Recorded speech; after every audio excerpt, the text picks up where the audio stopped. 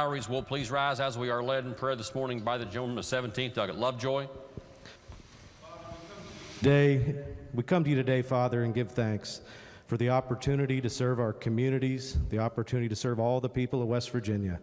We come from every corner of this state. We come from all walks of life, but we are in unity in our love for West Virginia and our desire to serve her people. Your word tells us to behold how good and how pleasant it is for brethren to dwell together in unity. Father, help us to work together in unity.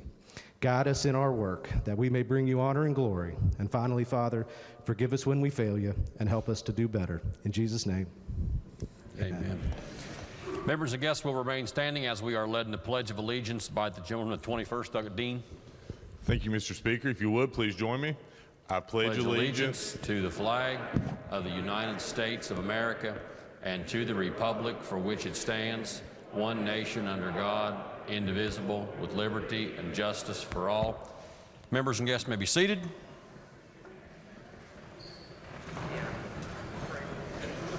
Reading of the journal.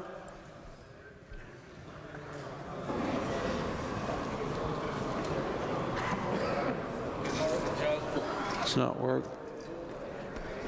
Journal of the House of Delegates, Charleston, Wednesday, March 31st, 2021. Gentleman 31st, Doug Tony.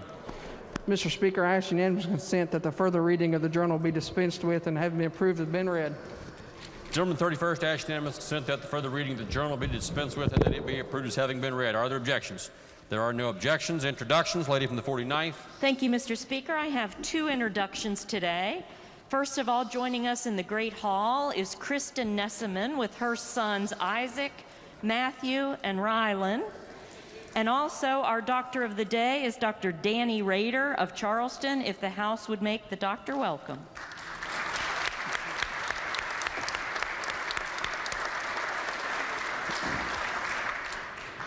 Reports of standing committees. Originating in the Committee on Veterans Affairs and Homeland Security is House Concurrent Resolution 84, requesting the Joint Committee on Government Finance to study the declining population of military service veterans in West Virginia. It's reported with the recommendation that it be adopted, that it be referred to the Committee on Rules. The report will be received. The resolution will be referred to the Committee on Rules. Your Committee on Judiciary has had under consideration Committee Substitute for Senate Bill 263, permitting online raffles to benefit charitable and public service organizations. Committee Substitute for Senate Bill 361, extending supervision for a conviction of soliciting minor and using obscene matter with intent to seduce minor. Committee Substitute for Senate Bill 483, allowing oaths be taken before any person authorized to administer oaths. Committee Substitute for Senate Bill 673, relating to venue for bringing civil action or arbitration proceedings under construction contracts, reports the same back with the recommendation that each be adopted. The report will be received. Your Committee on Finance has had under consideration Committee Substitute for Senate Bill 294, relating generally to savings and investment programs offered by the state, reports the same back with amendment with the recommendation that it do pass as amended. The report will be received. Your Committee on Finance has had under consideration Senate Bill 494, authorizing transfer of monies from Insurance Commission Fund to Workers' Compensation Old Fund, and Senate Bill 693, updating certain definitions and terms used in West Virginia Personal Income Tax Act, reports the same back with recommendation that each do pass. The report will be received. Your Committee on Finance has had under consideration Committee Substitute for Senate Bill 297, relating generally to modernizing Board of Treasury investments, reports the same back with the title amendment with the recommendation that it do pass. The report will be received. Your Committee on Finance has had under consideration Committee Substitute for Senate Bill 460, relating to Deputy Sheriff Retirement System Act, reports the same back with the title amendment with the recommendation that it do pass. The report will be received. Your Committee on Technology and Infrastructure has had under consideration House Concurrent Resolution 4, Private First Class Herman Harold Lucas Memorial Bridge. House Concurrent Resolution 10, James Big Jim Schaefer Memorial Bridge. House Concurrent Resolution 11, Thomas Brothers Memorial Bridge. House Concurrent Resolution 18, Daniel Oakey Cunningham Memorial Bridge. House Concurrent Resolution 28, Paul J. Hoff Memorial Bridge. House Concurrent Resolution 40, Guy Maywood Edwards Memorial Bridge. House Concurrent Resolution 41, Halstead Brothers World War II Veterans Memorial Bridge. House Concurrent Resolution 44, Timothy Wayne Farley Memorial Bridge. House Concurrent Resolution 45, Guy Maywood Edwards Memorial Bridge. House Concurrent Resolution 46, United States Navy Ferris Burton Memorial Bridge. House Concurrent Resolution 47, Spec 5, Terry Lee McClanahan Memorial Bridge. House Concurrent Resolution 51, United States Army Private Elmo Davis Memorial Bridge. House Concurrent Resolution 53, President Donald J. Trump Highway. House Concurrent Resolution 58, Colton Red Haney Memorial Bridge. House Concurrent Resolution 60, Corporal Billy F. Mann Memorial Bridge. House Concurrent Resolution 66, Officer Cassie Johnson Fallen Heroes Memorial Bridge. House Concurrent Resolution 67, Roy E. Givens Memorial Bridge. House Concurrent Resolution 71, Dr. Enrique and Mrs. Sally H. Aguilar Memorial Bridge. House Concurrent Resolution 75, United States Army Corporal Charles William Bill Knight Memorial Bridge. House Concurrent Resolution 76, United States Seaman First Class Byrne Lee Singleton Memorial Bridge. House Concurrent Resolution 77, Elmer Gafford Memorial Bridge. Senate Concurrent Resolution 16, United States Marine Corps Corporal Roger Lee Booth Memorial Bridge. Reports the same back with recommendation that each be adopted, that they be referred to the Committee on Rules. The report will be received and each resolution will be referred to the Committee on Rules. Your Committee on Judiciary has had under consideration Senate Joint Resolution 4, Incorporation of Churches or Religious Denominations Amendment. Reports the same back with amendment with the recommendation that it be adopted. The report will be received. The resolution will be, yes, the report will be received. Are there further reports of standing committees? If not, reports of select committees.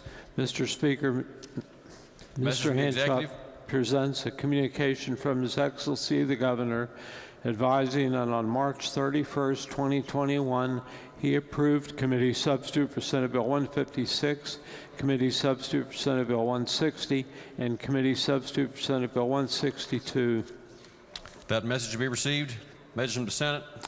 Clerk of the Senate announced that the Senate has passed with amendment and a title amendment Committee Substitute for House Bill 2094 relating to the juvenile restorative justice programs. That message will be received. The Senate has passed. Lady in the 49th.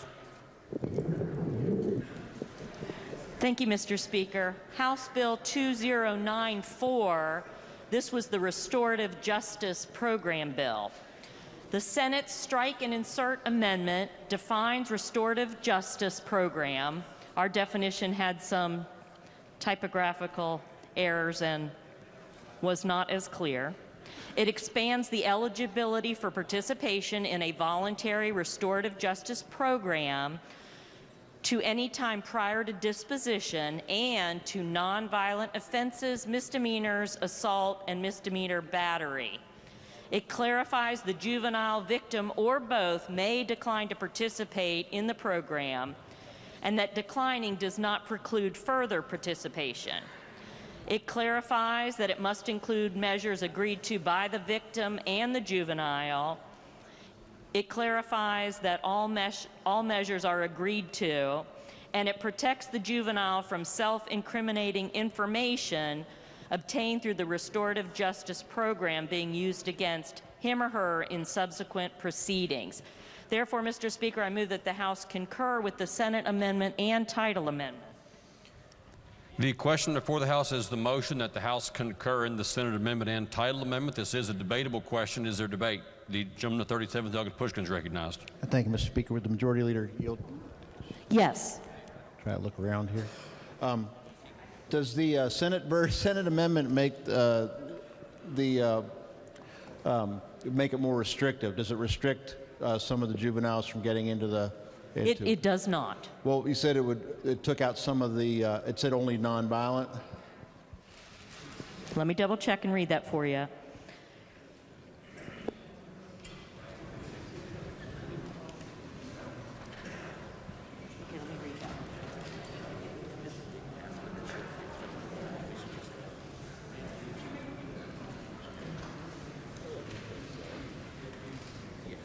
Okay.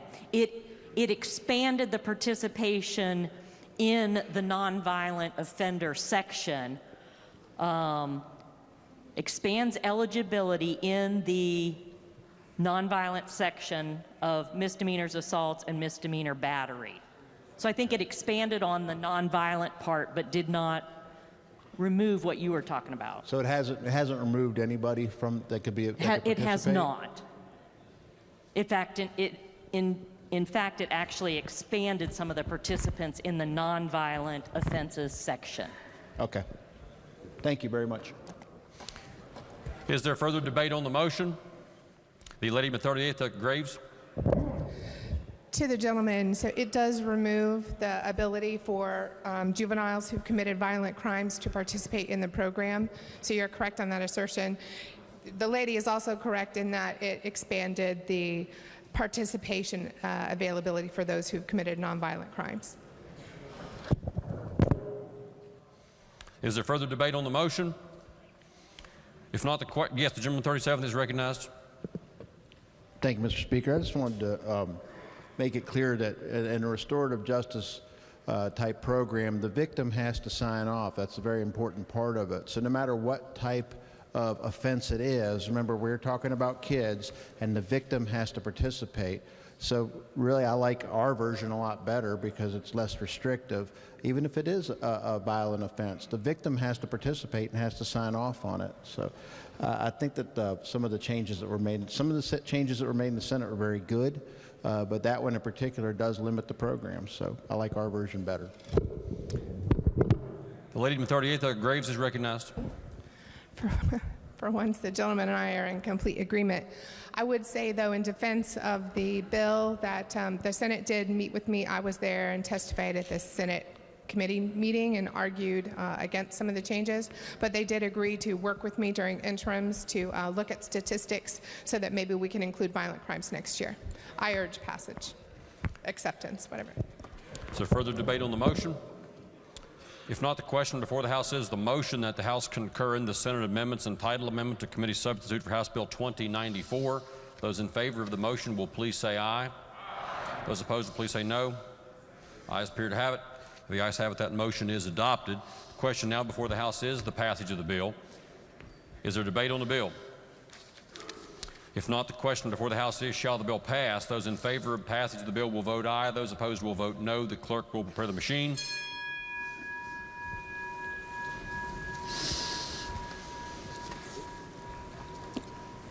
Has every member voted? If so, the clerk will close the machine and ascertain the result on that question. There were 99 ayes, 0 nays, and 1 member absent. A majority of members voting in the affirmative. The chair declares the bill passed. The clerk will please report the title. Committee substitute for House Bill 2094 relating to the juvenile restorative justice programs. Are there further title amendments? If not, the title as amended by the Senate, concurred in by the House, will be and remain the title of the bill.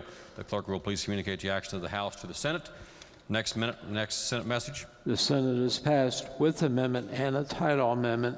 Committee substitute for House Bill 2400 authorizing the Department of Transportation to promulgate legislative rules. The message will be received. Lady from the 49th. Thank you, Mr. Speaker. First, I wanted to apologize about the violent offenders. I got some misinformation on that. This bill, House Bill 2400, modified the rules to the DMV. Allows the applicant then for a driver's license to give their Social Security number if they don't have their card with them, and then the Social Security Administration can verify that electronically. That's all the change did, Mr. Speaker, so I move the House concur with the Senate amendment. The question before the House is that the House concur in the Senate amendments to committee substitute for House Bill 2400. The amendment and title amendment. Chair is corrected. The amendment and title amendment to committee substitute for House Bill 2400. Is there debate on the motion? If not, those in favor of the motion will please say aye. Those opposed will please say no. Ayes appear to have it. The ayes have it. Chair declares that motion adopted. The question now before the House is the passage of the bill. Is there debate on the bill? If not, those in favor of passage of the bill will vote aye. Those opposed will vote no. The clerk will prepare the machine.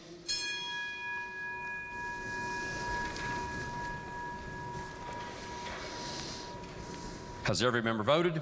If so, the clerk will close the machine and ascertain the result. On that question, there were 98 ayes, 1 nay, and 1 member absent. A majority of members voting in the affirmative. The chair declares that bill passed. The clerk will please report the title. Committee substitute for House Bill 2400, authorizing the Department of Transportation to promulgate legislative rules. Are there further amendments to the title? If not, the title as read by the clerk will be and remain the title of the bill. Lady from the 49th.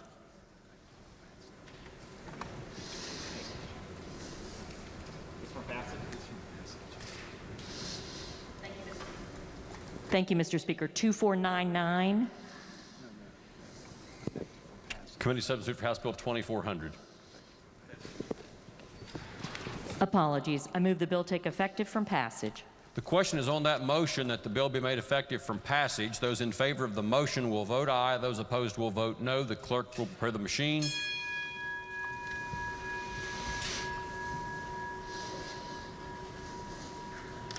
Has every member voted? If so, the clerk will close the machine and ascertain the result. On that question, there were 98 ayes, 1 nay, and 1 member absent. 2/3 of members voting in the affirmative. The chair declares the bill effective from passage. The clerk will please communicate the action of the House to the Senate.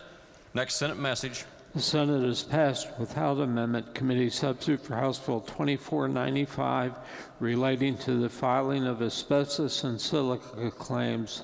Message to be received. The Senate has passed with amendment committee substitute for House Bill 2499, tax reduction for arms and ammo manufacturing. The message to be received. Lady from the 49th. Thank you, Mr. Speaker. The Senate amendment is purely technical and corrects 2 grammar errors. Therefore, Mr. Speaker, I move the House concur with the Senate amendment. Question is on the motion that the House concur in the Senate amendments. Is there debate on the motion? If not, those in favor will say aye. Those opposed will say no. The ayes have it. Chair declares that motion adopted. The question now before the House is, shall the bill pass? Is there debate on the bill? If not, those in favor of passage of the bill will vote aye. Those opposed will vote no. The clerk will prepare the machine.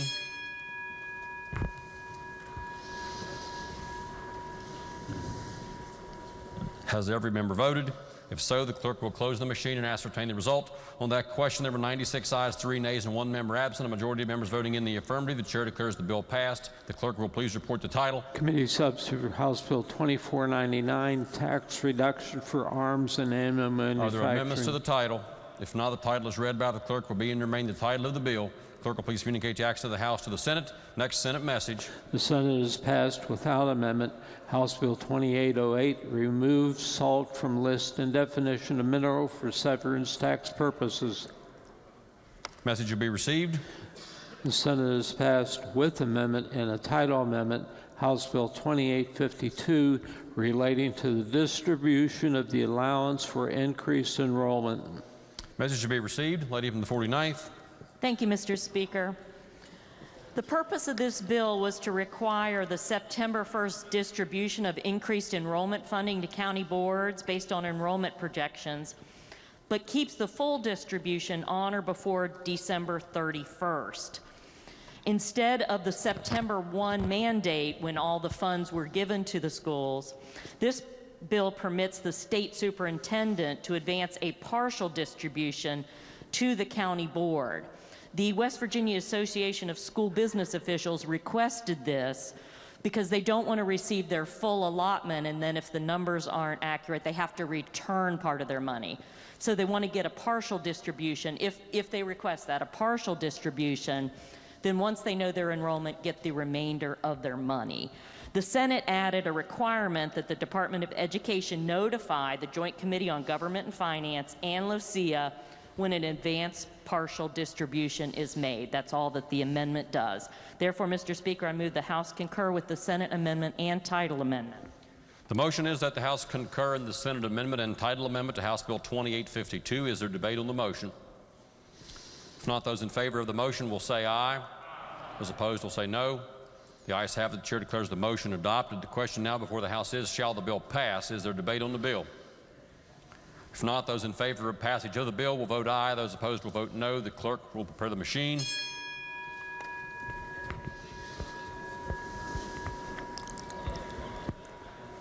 Has every member voted? If so, the clerk will close the machine and ascertain the result on that question. There were 99 ayes, 0 nays, and 1 member absent. A majority of members having voted in the affirmative, the chair declares the bill passed. The clerk will please report the title. House Bill 2852, relating to distribution of the allowance for increased enrollment. Are there amendments to the title? If not, the title as read by the clerk will be and remain the title of the bill. The clerk will please communicate the action of the House to the Senate. Next Senate message. The Senate has passed with amendment House Bill 2898, making a supplementary appropriation to Workforce West Virginia Workforce Investment Act.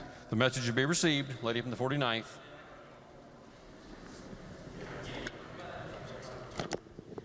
Thank you, Mr. Speaker. House Bill 2898, the purpose of this bill was a supplemental appropriation to increase the federal block grant spending authority for Workforce West Virginia. That number was updated between the House and the Senate having the bill, and the Senate amendment increases it to what the actual federal block grant is, which is $6.8 million. This amendment was requested by Workforce to reflect the amount awarded from the Federal Division of Labor. Therefore, Mr. Speaker, I move the House concur in the Senate amendment. The question before the House is the motion that the House concur in the Senate amendment. This is a debatable question. The gentleman at 27th, Gearhart's recognized. Thank you. Would you yield, please? Yes. And I recognize this is just spending authority, but we have committed this to the current expenses line, which is a relatively ambiguous line in the budget that can be used for just about anything. So do we have any idea what the intent is of the spending, or are we simply committing it to that line and saying, whatever y'all think you need, spend it there? Okay, I can let you know the 3 grants that it is supposed to be going to. The WIOA, Workforce Investment Opportunity Act, $4.8 million. National Health Emergency Act for COVID, $1.5 million. National Emergency Grant, non-COVID, $700,000. Okay, but we don't know anything past just the title of the grant. Those are the titles, yes. Okay, thank you. Is there further debate on the motion? The motion again is that the House concur in the Senate amendment and title amendment to House Bill 2898. Those in favor of the motion will please say aye. Those opposed will please say no. The ayes have it. The chair declares the motion adopted. The question now before the House is, shall the bill pass? Is there debate on the bill?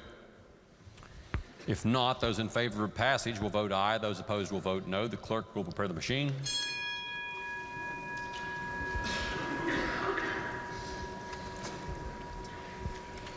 Has every member voted? If so, the clerk will close the machine and ascertain the result on that question. There were 99 ayes, 0 nays, and 1 member absent. A majority of members voting in the affirmative. The chair declares the bill passed. The clerk will please report the title. House Bill 2898, making a supplementary appropriation to Workforce West Virginia Workforce Investment Act. Are there further amendments to the title?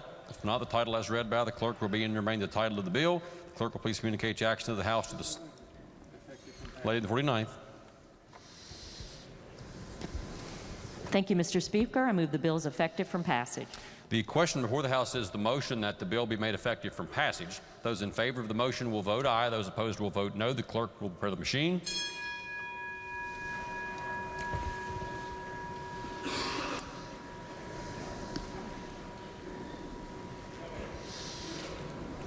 Gentleman from the 31st, your vote's not registered. The clerk will close the machine and ascertain the result on that question. There were 99 ayes, 0 nays, and 1 member absent. 2/3 of members voting in the affirmative. The chair declares the bill effective from passage.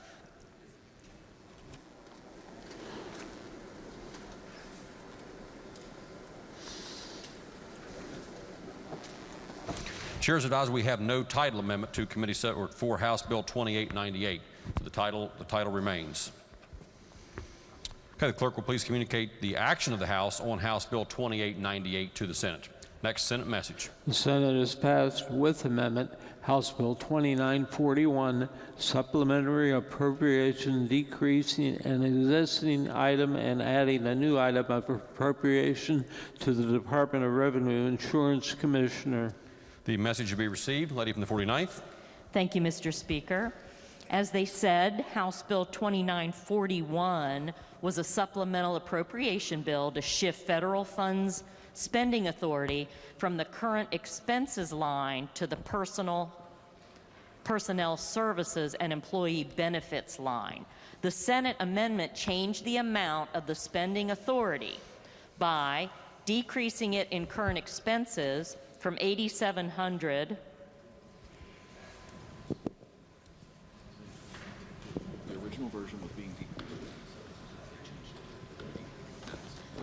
Okay, I wanted to make sure I had that right for you. The Senate amendment changed the amount of the spending authority being decreased in current expenses from $8,700 to $83,000, and then makes an equivalent increase in personal services and employee benefits from $8,700 to $83,000. So there's no actual increase in spending, but just a change in the line item where the money was placed. This amendment was requested by the Insurance Commissioner to be used in conjunction with FEMA grants that may be received for the funding of a new position created last session through Senate Bill 586. Therefore, Mr. Speaker, I move the House concur with the Senate amendment. The question before the House is the motion that the House concur in the Senate amendment to House Bill 2941. Is there debate on the motion? If not, those in favor of the motion will say aye. Aye. Those opposed will say no. The ayes have it. The chair declares the motion adopted. The question now before the House is, shall the bill pass? Is there debate on the bill? If not, those in favor of passage will vote aye. Those opposed will vote no. The clerk will prepare the machine.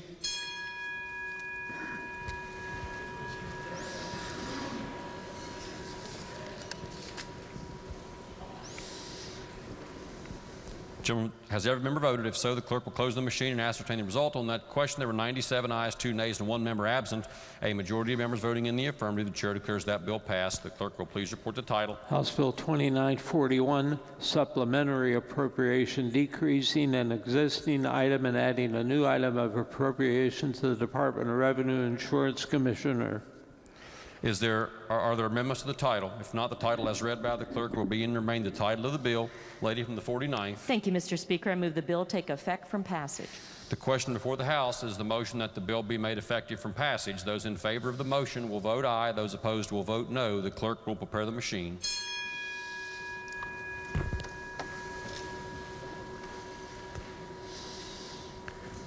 Has every member voted? If so, the clerk will close the machine and ascertain the result. On that question, there are 97 ayes, 2 nays, and 1 member absent. 2/3 of members voting in the affirmative. The chair declares the bill effective from passage. The clerk will please communicate the action of the House to the Senate.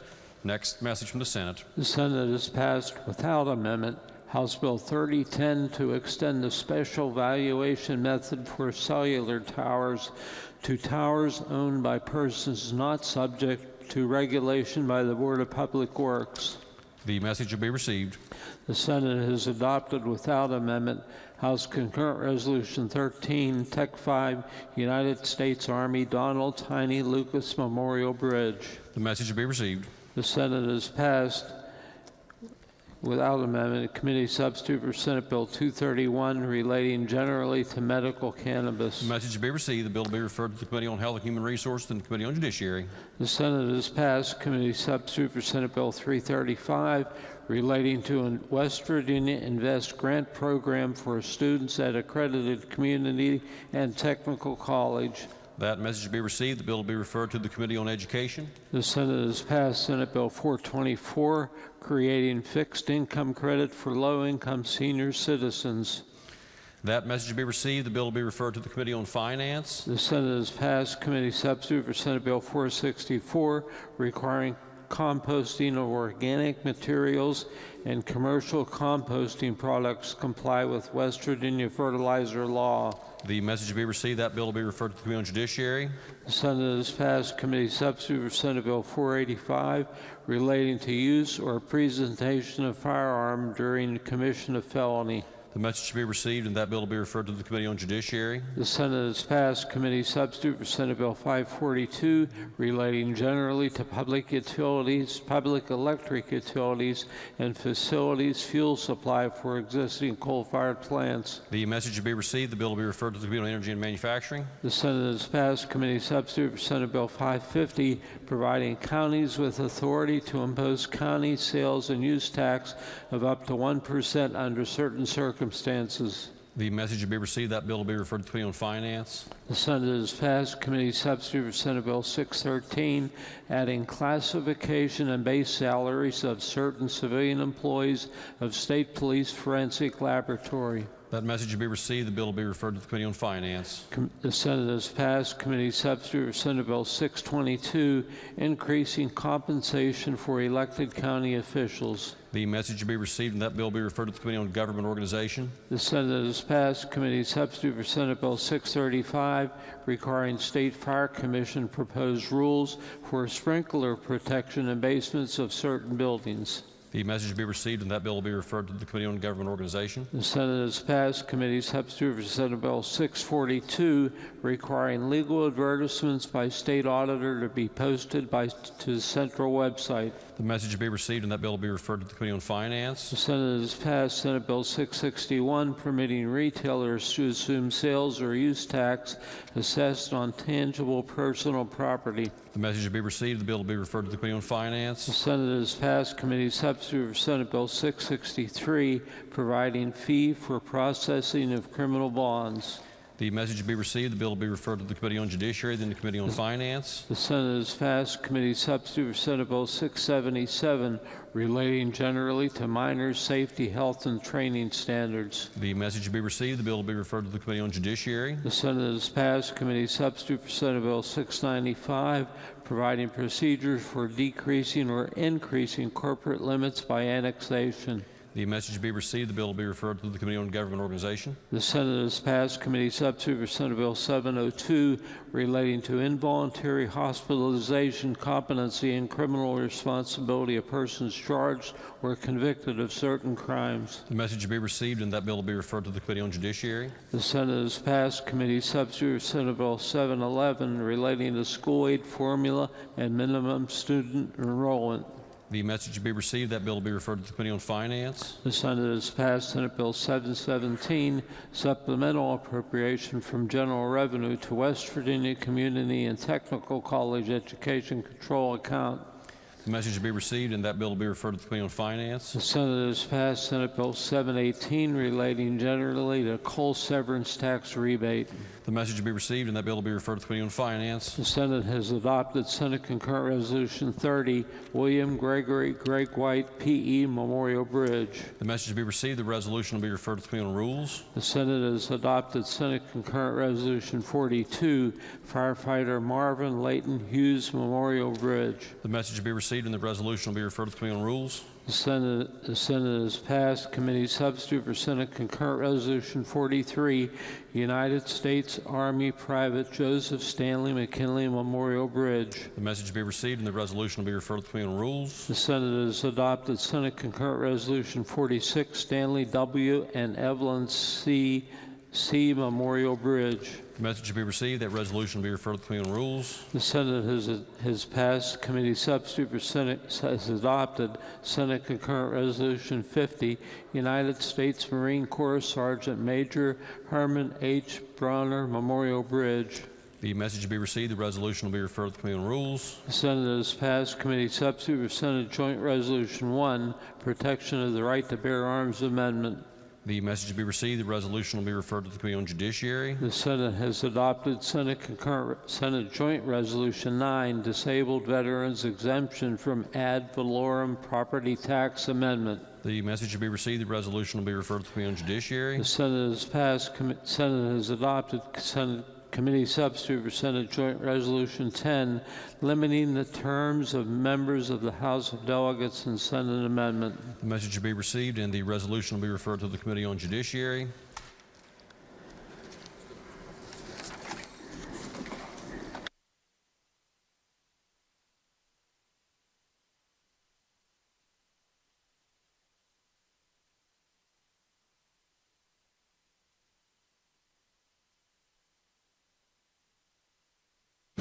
Are there further Senate messages at this time? Okay, if not, resolutions. House Concurrent Resolution 85, World War II Veterans Toothman's Memorial Bridge. Resolution be referred to the Committee on Rules.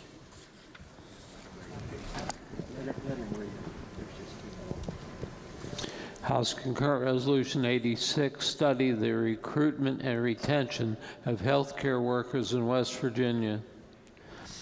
House Concurrent Resolution be referred to the Committee on Rules. House Concurrent Resolution 87, study resolution regarding courtesy patrol submitting billing for reimbursement in certain instances. Resolution be referred to the Committee on Rules. Are there further resolutions introduced? If not, petitions, motions, bills introduced, unfinished business. Bills on third reading. Committee substitute for Senate Bill 439, allowing use of non-use of safety belt as admissible evidence in civil actions. To the members, this bill was advanced to third reading with an amendment pending. Chair recognizes the gentleman at 29th, Douglas Steele. Thank you, Mr. Speaker. I'm looking in the delegate console and I still see 2 amendments in the system. And maybe I just need to refresh it, but there's HFA Steel 3-31 and HFA Steel 4-1. I would ask unanimous consent to withdraw 3-31. Is there objection? There are no objections. That amendment is withdrawn. Okay. So talking about the amendment on 4-1, this part goes in the bill on page 6 at section 49A, line 69.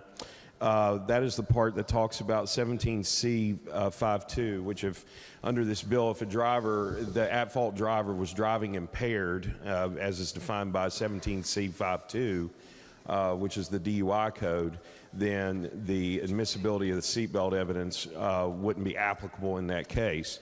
What my amendment does is insert the comma after that. It says, or if the driver is found to have concurrently violated any statute in Chapter 61 of this code. Chapter 61, I think some of you may remember a bill we had last year that John Schott worked on for a couple years. That was really prompted when a driver killed a highway worker down around Mercer County by running them over. And one of the things that we did in there was kind of up the penalty for some of that stuff that happens, of what some people refer to as vehicular homicide or something like that. In our code, it would be an involuntary manslaughter, which is contained in Chapter 61. Other things in Chapter 61 could include fleeing with reckless indifference, fleeing from a law enforcement officer. You could have a number of things that come up in Chapter 61 that are not traffic code. You know, so the amendment I had yesterday could have potentially included violations of 17C, which would be like running a stop sign, failure to yield right away, things like that, that could be more accidental. Chapter 61 is your criminal code, so this is like actual crime. And what the intent of the amendment is to do is, just like that situation that the bill already has with a DUI, if someone is found to have concurrently been violating something in 61, our actual criminal code, then we're not going to get into the question of the seatbelt admissibility in that situation. And I'd bring up the example. You can imagine, you know, if your mom's driving down the road and there's a police chase coming up behind her, and the perpetrator crashes into her and kills her. And here you are, you know, trying to recover from insurance companies and stuff, and they're bringing up the fact of whether or not your mom was wearing a seatbelt when she got hit by some guy that was running from the law enforcement. I mean, that's not right. So this is a pretty limited amendment. It doesn't include anything in 17C. 17C, you know, you're running a stoplight, you know, things like that. That's not in this. This is real crime in Chapter 61. Not to say that traffic code isn't important. We do need to follow the traffic code, but real actual meaty crime. So I'd appreciate your support on the amendment and open to questions if you have. Clerk will please read the amendment. Delegate Steele moves to amend the bill on page 6, section 49A, line 69, by striking the period and replacing it with a comma and inserting, or if the driver is found to have currently violated any statute in Chapter 61 of this code. The question before the House is the amendment just read by the clerk and explained by the gentleman from the 29th. This is a debatable question. Is there debate? The gentleman from the 12th Docket Westfall is recognized. Thank you, Mr. Speaker. Speak to the amendment. Gentleman is recognized. I support the amendment. I was ready to do everything I possibly could to defend the amendment you had yesterday, but this amendment probably does make it a little better. If your mom is involved in an accident where there is somebody fleeing from a police officer, it probably shouldn't be omitted. So I support the gentleman's amendment. The gentleman from the 35th Delegate CAPITO is recognized. Thank you very much, Mr. Speaker. Would my friend from the 29th yield? Sure, Mr. Chairman. I think your amendment has great intentions, but sometimes what I get afraid of are the unintended consequences of an amendment. So I'm going to walk you through a scenario and see if you can help me, wrap my head around what this amendment's doing. Beautiful weekend. I get in the car with my kids and we go to a school because there's a playground. School's out, it's a Saturday. Okay? We finish up playing, light outside. I put the kids in the car, buckle them in, buckle myself in. And I look both ways, but maybe I was a little quick, and I nudge my car out just a hair into the street. But my car's still on school property. And a car comes buzzing around the corner, and the driver of that car is speeding and not wearing his seatbelt. And the corner of his car hits the corner of my car that's just a little bit in the road, and it goes flipping over, into a yard beside, and he gets tragically and unfortunately gets thrown from the vehicle. If I have a firearm in my car, am I allowed to introduce evidence that that driver was not wearing a seatbelt? Are you a lawful possessor of a firearm? I'm on school property. Yeah, but we passed a bill a long time ago that you can keep it in your car, as long as you don't walk into school with it. If you have a permit? Yeah. What about if I don't have a permit? If you don't have a permit, I think you're still fine. Are you sure? Are you on school property? You're in the parking lot? Are you on a street? I'm on school property. I don't think that you would be concurrently violating by doing that, but I mean, if you feel that way. No, I don't feel. I'm asking you. You just did a 400-page criminal code rewrite. I figured you might be the expert on it. Well, I didn't memorize it, but I didn't memorize it. I mean, are you going to get charged for having a gun on school property in your car when somebody hits you in a vehicle accident? No, that wasn't my question. Am I going to be able to introduce evidence that the driver that was speeding around the corner wasn't wearing a seatbelt? I'm not talking about charged with a crime. Okay, I want to go to the bill real quick, because if we go down to page 6. And by the way, I will concede that I was found to be only 51% liable, of course, because I would have to be over 50% liable. So if we go to 6, the admissibility of evidence provided by paragraphs 1 and 2. Okay, so going up to 1 and 2, that would be claimant as adult passenger. So are you the claimant, or is the other person the claimant? I am the defendant. You're the defendant. Claimant as driver. When a person making a claim for damages in a civil action was the driver of a passenger vehicle involved in the collision from which the damages suffered by the claimant driver are alleged to have risen, evidence that the claimant driver of the passenger vehicle was not wearing a safety belt at the time of the collision may be admissible to show that his or her failure to wear a seat belt is admissible. So in 1, this person who you're the claimant, but he wasn't wearing the seatbelt. He's the claimant. He's the claimant. So you're on the other side. He's not wearing a seatbelt. You want to introduce seatbelt stuff. So we get down here to your exception that you've already built in there. The admissibility of evidence provided by paragraphs 1 and 2 of this subdivision does not apply if any driver with fault was driving in an impaired state under 17C or violating Chapter 61. You're the one violating 61 and wearing your seat belt. The other guy wasn't violating 61. You can always introduce. So you're telling me it would have to be the driver that was speeding that was violating Chapter 61, or would it have to be me, the person that is trying to introduce the evidence? Well, the way you got the bill written, I mean. With the amendment. With the amendment. Or if concurrently violating a statute in 61. And what statute is the claimant violating? I don't know. You said he wasn't wearing a seatbelt. Right, but is that a violation of Chapter 61? No, not wearing seatbelts in 17C. So my question is, I guess, so if the answer is no, that's fine. What I'm saying is, if I'm... I mean, under your... I guess, is the gist of your law... sorry, I did interrupt. I apologize. Did you want to finish? I mean, if we're just going to talk frankly about this, in your scenario, is it a potential because you had a firearm in your car on school property that some judge could say, well, that seatbelt evidence isn't admissible because you had that firearm? Potentially. Okay. Potentially. But, appreciate that. I mean, the question I'd have back to you is, have you ever had a jury trial? Did you want me to yield? I've had a few.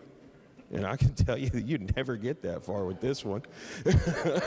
Well, you know, we hear hypothetical. Thank you to my friend. It's always good fun. I appreciate my friend. So what I'm not worried about, and I appreciate the intent of this. I think there are some unintended consequences that might go along with this. As we learned yesterday, Chapter 61 is rather lengthy. It's rather lengthy. And there are a lot of crimes in there that perhaps were not contemplated here today. So I do rise in opposition to the amendment and urge rejection of the same. The gentleman from the 15th, Dr. Foster, is recognized. Thank you. I was here whenever we passed an ingress-egress law. That basically in areas such as, and I went ahead and looked it up in Chapter 61, since the concern was about whether or not you had a firearm in your vehicle. There was it basically says the subsection I is any person 21 years or older, and this is an exception to it being a violation of the law. So you're not violating the law if you are 21 years or older and have a valid concealed handgun permit and concealed handgun while in the motor vehicle, the parking lot, traffic circle, or any other area of vehicular ingress or egress.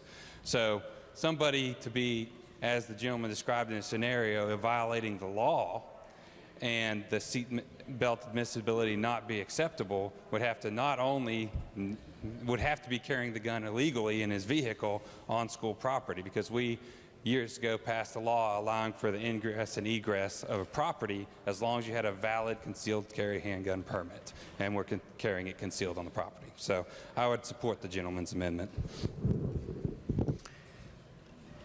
Is there further debate on the amendment?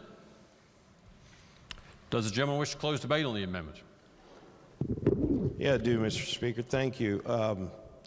You know, I can understand in the world of unintended consequences that we would want to maybe break down each and every sort of crime that could potentially happen in which it would seem disdainful and even distasteful that we would take a victim of an automobile accident who's also, you know, been the victim of a crime and then re-victimize them or their family if they're deceased by putting on evidence of whether or not they're particularly at fault because somebody else was fleeing from police officers.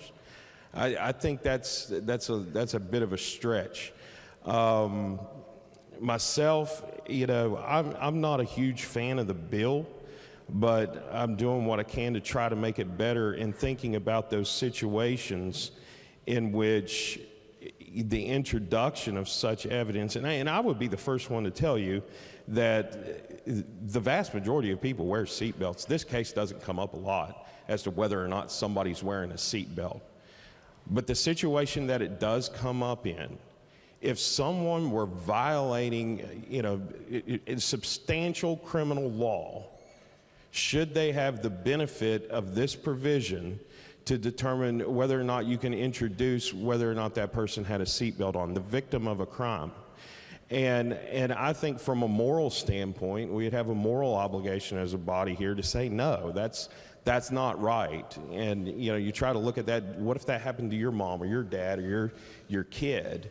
and somebody was fleeing from the police, or something along those lines, or somebody gets found guilty of involuntary manslaughter, and then you turn around and you're debating the seatbelt issue, in the civil case on top of that. I think there's unintended consequences that go both ways from the bill alone itself. I think this does a lot to provide some safeguards in those instances where it would be tragic to give a criminal defendant the benefit of this law in a situation that would basically allow them to hire expert witnesses, drag a case out for a family of a decedent or for someone that's been severely disabled in an automobile accident, to give that criminal defendant's insurance company to re-victimize the victim of that crime by putting them through an enormous amount of expense at trial to hire expert witnesses and reconstruction and everything else. I think this is a good way to prevent that from happening. And I would encourage all of you to adopt the amendment. And I ask for a roll call, Mr. Speaker. The question before the House is the adoption of the amendment. A roll call vote is demanded. Is the demand sustained? Demand is sustained. The question before the House is, shall the amendment be adopted? Those in favor of adoption will vote aye. Those opposed will vote no. The clerk will prepare the machine.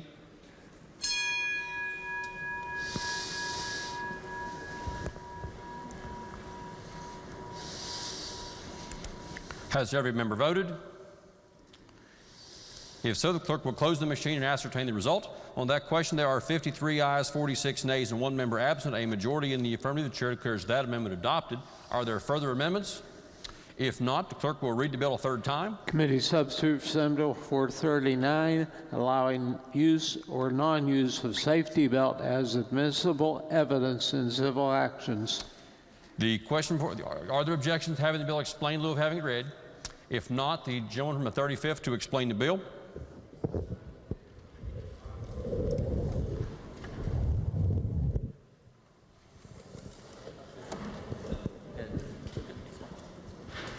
Thank you very much, Mr. Speaker.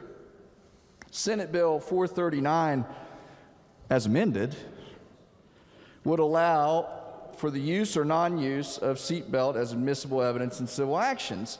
This bill would allow, it modifies current language no, I don't think so. The bill would not change the requirements for use of a safety belt. However, it would delete the subsection concerning non-admissibility, and the proviso concerning a 5% reduction of medical bills, and add a new section designed or designated 17C 4549A, changing admissibility of evidence of non-use of a safety belt in a civil action. If the injured party is a driver or adult passenger, evidence of non-use of the safety belt is not admissible as evidence of negligence, except in claims against the manufacturer of the vehicle or a component of it. However, evidence of a safety belt non-use would be admissible to show that the failure to wear a belt exacerbated or contributed to damages, except in cases where a driver is at fault under the influence of drugs, alcohol, or is in violation of any piece of Chapter 61 as recently adopted. If the injured party is a child passenger, evidence of that child not wearing a seat belt is not admissible to show negligence of the child or for mitigation of damages. However, evidence of that child not wearing a safety belt would be admissible to show negligence of the driver. Such evidence would be presented as an affirmative defense and would require testimony by qualified experts. That is, the burden would be on the defendant to prove with expert testimony that non-use of the safety belt either exacerbated or contributed to the damages, evidences negligence of the driver. In the court's discretion, it could order a bifurcation of the proceedings to separate the questions of liability and damages to prevent prejudice or avoid confusion of the jury. This bill would also change the definition of passenger vehicle to a motor vehicle designed to transport passengers. Mr. Speaker, that's the bill. Happy to take questions. The question before the House is, shall the bill pass? Is there debate on the bill? The gentleman at 12th, Douglas Westfall, is recognized. Thank you, Mr. Speaker. Speak to the bill. The gentleman is recognized. We've had this bill before us several times the last few years. A lot of the members in here remember a lot of the big lifts we did about tort reform, about when we used to be on the judicial hellhole #1 state. We're no longer on that list. But because in 2018, the American Tort Reform Foundation identified the failure to the seat bill and admissibility bill, a common sense proposal would have allowed juries in West Virginia to learn whether or not people involved in car accidents were wearing their seat belts as one of the bills that did not cross the finish line to put us back on the judicial hell watch list. Just this month, on March the 9th, 2021, they released a press release, nationwide press release about tort reform. And it was called West Virginia Lawmakers Introduce Reform Legislation Moving State Farther from the Hellhole Status. And that real quickly on that, it says the West Virginia legislature had taken strides to introduce multiple reform bills. If passed, these pieces of legislation will help prevent the watch list state from returning to the former judicial hellhole status. Like I said, we've done a lot of things over the years to get us out of that list, and we do a few things sometimes to get us back looking in that hole, and we don't want to go back in that hole, in my opinion. We've done too much. This bill is about transparency. It's what evidence a jury can be considered, and the jury is prohibited from considering the facts of a case. For years, we've considered bills that I have heard my colleagues argue that we should trust jurors and we should let jurors decide issues. The bill does exactly that, yet some of these same people are arguing against this bill. Currently in West Virginia, evidence of whether the plaintiff in the accident was or was not wearing a seatbelt is prohibited to be introduced as evidence. The jury cannot. It is hidden from them. A plaintiff files a lawsuit, he or may have been thrown from a vehicle, but they may have significant damages. They may have been wearing a seatbelt, they may not. Juries naturally wonder, were they not? An accident reconstruction testifies. Paramedics, like some delegates in here, serve paramedics, might testify where they approached the scene. The police officers provide reports, witnesses testify. But all this evidence, juries cannot know about if they were or were not wearing their seatbelt. There is no reason to continue to hide evidence from jurors or whether the individual is wearing a seatbelt or not. As I come to the Capitol this morning, I'll come down 77, and to split from 77 to 79 to the Capitol is approximately 2 miles. And for those 2 miles, there's approximately, I counted them the last 2 days, about 22 billboards. Of those 22 billboards, there is one about the insurance companies, there's a couple about restaurants, there's a couple about ATVs, there's a couple about a park, there's a church one, and there's 12 attorney billboards. So this bill is important. It gets us out of that watch list. It gets us from either going back that way. So I urge passage of this bill. The gentleman of 17th, Dr. Lovejoy, is recognized. Thank you, Mr. Speaker. My friends, I'd like to take you out of the world of propaganda and into the courtroom. And I want to talk about how this bill affects your constituents. The current law in West Virginia about seatbelts is objective and it's clear. All right, we deal with it in a manner that's predictable. If somebody's not wearing a seatbelt, they can stipulate, hey, I wasn't wearing a seatbelt, they get a 5% reduction. If they refuse to say, hey, I own up to it, I wasn't wearing a seatbelt, it goes to a jury, they can eliminate or limit 5%. Now in the field, we call that the dummy tax. All right, you ought to wear your seatbelt, so you're going to lose 5%. We're currently, with the current law, we're one of the most conservative states in the union with regard to seatbelts. In 38 states, plus in D.C., it's not admissible at all, not at all.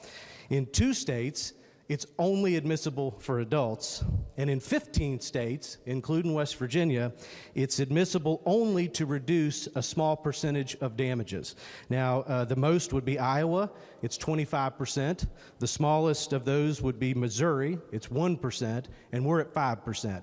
So I submit to you, we're well within the conservative minority already. But that's not really what I want to talk about. I want to talk about the practical effect of this bill. It's going to increase litigation, and it's going to raise the expense of it. And this is how.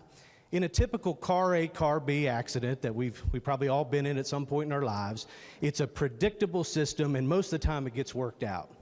Now, if you don't have a seatbelt, however, we're now going to create a trial within a trial. So my friend and I get in an accident, and he didn't have his seatbelt on. He's going to hire a medical expert to say, well, these injuries wouldn't have been as bad if he had a seatbelt. Then he's going to have to hire a biomechanical engineer to come in and say, well, here's the forces of the vehicle and so many, whatever it is, newtons or joules going this way and that way. And then he's going to have an accident reconstructionist to say, well, this car was coming this way at this speed and this is what happened. So he's going to have 3 high-paid experts. I'm going to have 3 high-paid experts. And that case that used to get resolved day in, day out is going to have 2 trials and going to cost $20,000, $30,000, $40,000 just in experts. That's why we chose an objective, predictable measure. It's easy for insurance adjusters to figure out. It's easy for victims to figure out, and we know what's going to happen. If we do this, we're going to inject new trials, lots of new experts, and cases aren't going to get resolved on the simple end the way that they should. Now, we tried in judiciary to put a limit and say, let's put these in these big cases maybe, but let's leave alone the Car A, Car B that most of our constituents unfortunately get into. This is not the way to go. Let's stay in the most conservative minority and don't become the outlier, because I promise you, you're going to see more expense, not less. So I urge you to reject the bill. The gentleman from the 11th, Dr. Keaton, is recognized. Thank you, Mr. Speaker. I join the gentleman from the 12th in urging passage of the bill. In our system of constitutional government, there is one group of citizens that we entrust with issues of life and death. There is one group of citizens that can decide whether or not a suspected murderer goes free, the only group of citizens that can decide whether another American should spend the rest of their life in jail, spend the rest of their life in prison. And that group of people is the American jury. Ordinary, everyday people entrusted with the power to carry out the rule of law, to protect our right to due process, and to make decisions about issues of life and death. Senate Bill 439 makes a simple statement that a jury has a right to know all of the facts about a case that they're deliberating on. It's a vote of confidence in favor of the American juror that currently carries a much, much heavier burden. No other piece of evidence is so preemptively prohibited from reaching the ears of a jury than seatbelt admissibility. No other piece of evidence is withheld so preemptively by statute from the ears of jurors. Mr. Speaker, this bill is a vote of confidence in the American juror.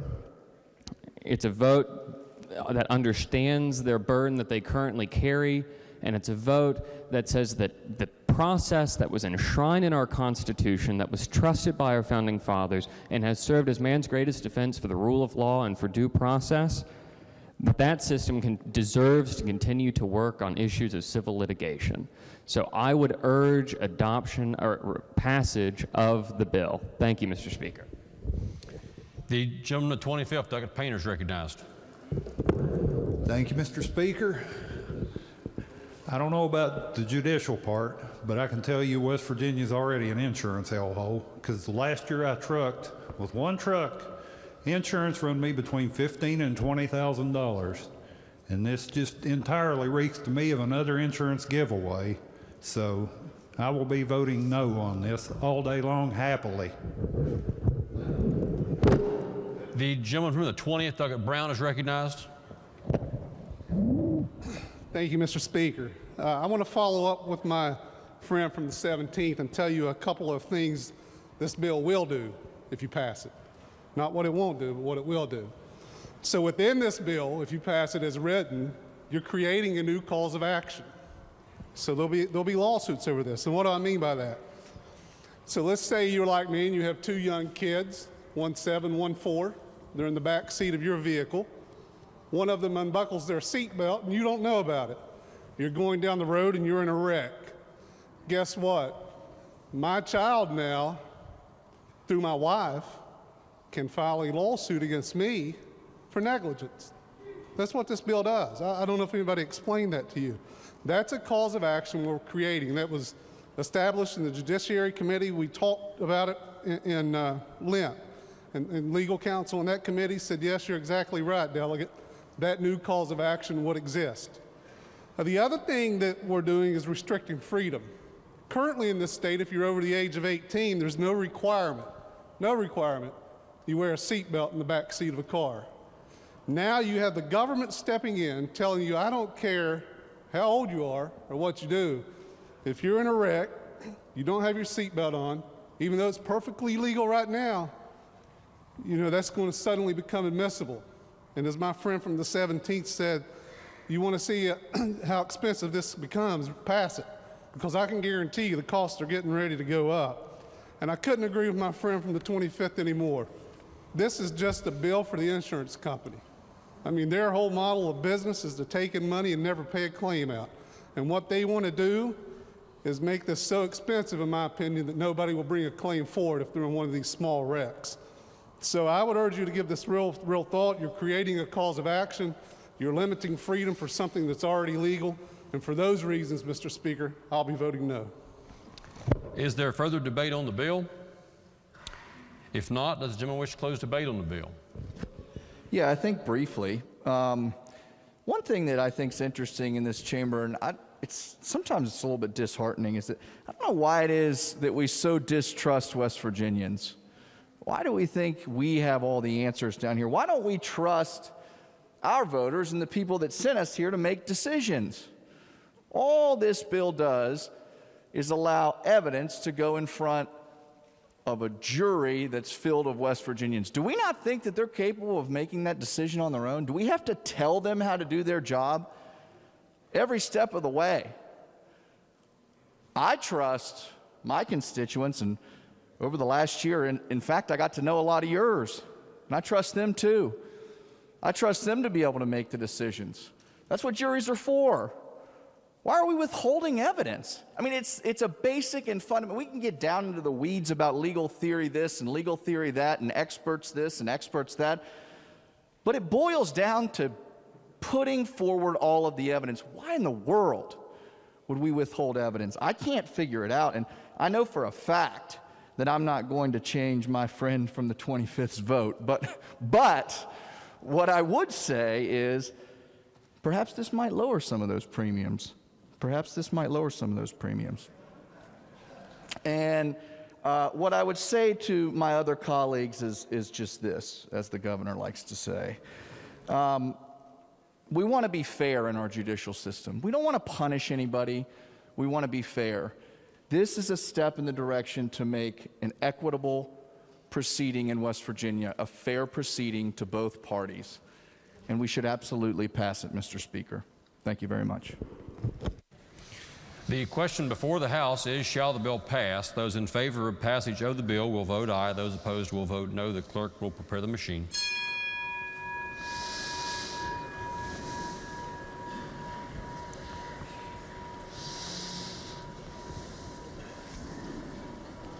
Has every member voted? If so, the clerk will close the machine and ascertain the result on that question. There were 60 ayes, 40 nays, and 0 members absent. Majority of members voting in the affirmative. The chair declares that bill passed. The clerk will please report the title. Committee Substitute Senate Bill 439, allowing use or non-use of safety belt as admissible evidence in civil actions. Are there amendments to the title? If not, the title as read by the clerk will be and remain the title of the bill. The clerk will please communicate the action of the House to the Senate. Are there further bills on third reading? If not, bills on second reading. Committee Substitute Senate Bill 80, allowing for administration of certain small estates by affidavit and without appointment of personal representative. Are there amendments? If not, the bill will be advanced. Committee Substitute for Senate Bill 81, relating to West Virginia Uniform Trust Code. Are there amendments? If not, the bill will be advanced. Committee Substitute for Senate Bill 346, authorizing DMV use electronic means when providing notice for licensees and vehicle owners. Are there amendments? If not, the bill will be advanced. Committee Senate Bill 374, increasing threshold for a bid requirement to $10,000 to be consistent with other state agencies. Are there amendments? If not, the bill will be advanced. Committee Substitute for Senate Bill 375, relating to county boards of education policies for open enrollment. Are there amendments? Committee on Education moves to amend the bill. This is HEDAM. Are there objections to having this amendment explained in lieu of having it read? If not, the gentleman the 27th, Delegate Ellington, to explain the amendment. Thank you, Mr. Speaker. This amendment just prohibits a county board from refusing to allow a student from another county to transfer into one of its schools solely by virtue of the student transferring from a private, parochial, church, or religious school that is already authorized in accordance with the statute. Mr. Speaker, I urge adoption of the amendment. The question before the House is the adoption of the amendment just explained by the gentleman the 27th. Is there debate on the amendment? The lady from the 4th, Docket Zukoff, is recognized. Thank you, Mr. Speaker. Will the gentleman yield, please? Yes, ma'am. What would happen in this case if someone was in a private school? Would this just be for the school within their own school district? What if they wanted to go to another school within their county? It would be within their district. Okay. Is my understanding. Yeah. All right. Thank you. Is there further debate on the amendment? The gentleman the 26th, Docket Evans, is recognized. Thank you, Mr. Speaker. Will the gentleman yield? Yes, sir. I'm just confused. She said district, you said... Yeah, I agree with district, but I guess if county it's in and another district's county. the same thing. Yeah, if they're in the next county, yeah. That. Okay, so in this case, county and district are the same thing, because each county has its own school district. Right, correct. So it would be within a nearby district. Right. Thank you. Is there further debate on the amendment? The gentleman the 43rd, Docket Thompson, is recognized. Thank you, Mr. Speaker. Would the chair yield for one other question of inquiry? Yes, sir. Thank you, Mr. Chairman. I'm confused on this. I thought, did we not pass this out of committee, this exact amendment? Yes, we pass on committee, but since it's a Senate bill, we have to approve the amendment here. Okay, thank you. I was just wondering. Is there further discussion on the amendment? If not, the question before the House is adoption of the amendment. Those in favor of the amendment will please say aye. Those opposed will please say no. Ayes appear to have it. The ayes have it. Chair declares that amendment adopted. Are there further amendments? If not, the bill will be advanced to third reading. Next bill on second reading. Committee Substitute for Senate Bill 389 relating to State Resiliency Office responsibility to plan for emergency and disaster response, recovery, and resiliency. Are there amendments? Delegate Steele moves to amend the bill. There are no amendments. The bill will be advanced to third reading. Committee Substitute for Senate Bill 421 authorizing Workforce West Virginia to hire at-will employees. Are there amendments? If not, the bill will be advanced. Committee Substitute for Senate Bill 429 exempting Division of Emergency Management from purchasing division requirements for certain contracts. Are there amendments? If not, the bill will be advanced. Senate Bill 463 consolidating position of Inspector General of Former Workers' Compensation Fraud and Abuse Unit and position of Director of Insurance Fraud. Are there amendments? If not, the bill will be advanced. Committee Substitute for House Senate Bill 472 updating criteria for regulating certain occupations and professions. Are there amendments? Delegate Steele moves to amend the bill.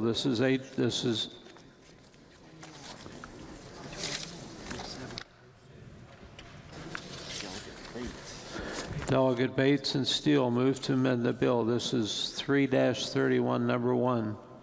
Are there objections to having this amendment explained in lieu of having it read? If not, gentleman 30th to explain the amendment. Thank you, Mr. Speaker, and thank you to the Chair and Council for helping draft this. This bill deals with Chapter 30 boards, which are basically the health professions. It's come across from the Senate with a single senator and some fellow by the name of Alec, whose name doesn't appear to be on the bill. But my amendment just clarifies the process by which PERD, the folks in the Performance Evaluation Research Division in the Legislative Auditor's Office, who do a great job, we'll look at getting input from the outside world, and it's permissive. It just codifies the fact that we'll have somebody from these professions and the board that regulates these professions involved in the process. So that's the amendment. Thank you, Mr. Speaker. The question before the House is the adoption of the amendment. The gentleman from the 29th, Douglas Steele. Thank you, Mr. Speaker. The delegate from the 30th came by and talked to me about this yesterday, and we took a look at the bill, and I think it actually improves the bill. What this particular section did was kind of describe what type of individuals would be on these review boards, and the gentleman's amendment really just adds in a member from the profession, and I think that would strengthen that, as well as if a board exists, a board member who regulates that profession. So I support the amendment. It's a good amendment, and I'd urge the body to adopt it. Is there further debate on the amendment? If not, the question before the House is the adoption of the amendment. Those in favor of adoption of the amendment will say aye. Those opposed will say no. The ayes have it. Chair declares that amendment adopted. Are there further amendments? Delegate Young moves to amend the bill. This is HFA Young 4-1. Are there objections to having this amendment explained in lieu of having it read? If not, the lady from the 35th, Delegate Young, to explain the amendment. Thank you, Mr. Speaker. I don't love this bill at all, but I'm not trying to kill it. I'm just trying to take out one line. So I don't know if you're looking at the bill. If you are, what this does is consider how occupations and professions are regulated, and it says to use the least restrictive regulation. All this does is strike the regulation that says third-party or consumer-created ratings and reviews. I'm just really worried about codifying that we should ever consider Yelp reviews, Facebook reviews. I'm sure you guys are on Facebook. If you've got a small business, you probably hate Facebook and Yelp reviews as much as I do. And so I just want to take that out of there. It doesn't really affect the bill at all. I just don't think we should codify these reviews in any capacity or say that they're valid for anything, because a lot of the time they're fake. So that's all. Thanks. The question before the House is the adoption of the amendment just explained. The gentleman from the 15th, Douglas Foster, is recognized. Thank you, Mr. Speaker. I'm opposed to this amendment because what this list is that she's removing these from, that the delegate's removing these from, it's a list to talk about least restrictive means. And what the goal here is for licensure, if capitalism and our market can determine, and free competition can determine, that there's no necessity to license a field when somebody tries to license a field, then we shouldn't be inhibiting that. And a lot of times things you'll think about is something like Home Advisor. Whenever you look for a contract or something along those lines, then you're going to look at Home Advisor. But these lists, it's not as simple just because they're on Home Advisor or Yelp or some of the other ones mentioned means that they won't be licensed. It's an exhaustive list of different options. Like, it could be a combination of, you could be have this third-party customer review being Home Advisor. Also, you have market competition, voluntary bonding and insurance, and also a specific cause of action. So all those things combined could make it come out to the fact that, okay, well, if we have all those, then there's no need to really license this. And this is just removing something that could be considered by the review board. So I would urge rejection of the amendment. Is there further debate on the amendment? If not, the question before the House is the adoption of the amendment. Those in favor of adoption of the amendment will please say aye. Aye. Those opposed will please say no. No. Noes appear to have it. Okay, the noes have it. Chair declares that amendment lost. Are there further amendments? If not, the bill would be advanced to third reading. Next bill on second reading. Committee substitute for Senate Bill 587, making contract consummation with state more efficient. Are there amendments? If not, the bill will be advanced. Committee substitute for House Bill 2022, budget bill making appropriations of public money out of the Treasury in accordance with Section 51, Article 6 of the Constitution. Lady from the 49th. Thank you, Mr. Speaker. I ask unanimous consent to move the bill to third reading with the amendments pending. Are there objections? There are no objections. The bill will be so advanced. Are there further bills on second reading? If not, bills on first reading. Senate Bill 78, relating to rehabilitative spousal support. Bill to be advanced. Senate Bill 359, informing landowners when fencing that may contain livestock is damaged due to accident. Bill to be advanced. Committee substitute for Senate Bill 377, relating to extension for boil water advisories by water utility or public service district. The bill to be advanced. Senate Bill 437, extending contingent increase of tax rate on certain eligible acute care hospitals. Bill to be advanced. Committee substitute for Senate Bill 514, providing criteria for Natural Resource Commission appointment and compensation. The bill to be advanced. Committee substitute for Senate Bill 518, relating to grounds for administrative dissolution of certain companies, corporations, and partnerships. The bill to be advanced. Senate Bill 644, exempting certain persons pursuing degree in speech pathology and audiology from license requirements. The bill to be advanced. Are there further bills on first reading? If not, leaves of absence, introductions, miscellaneous business.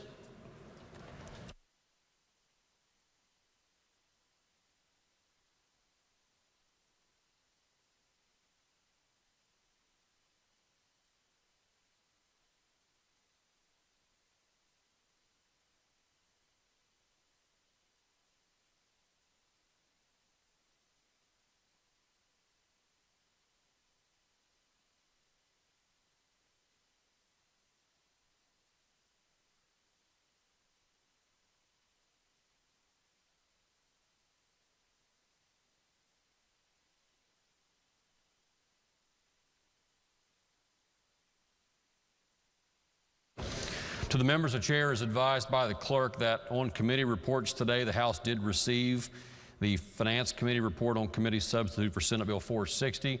Apparently omitted from that report was a reference to a pending title amendment.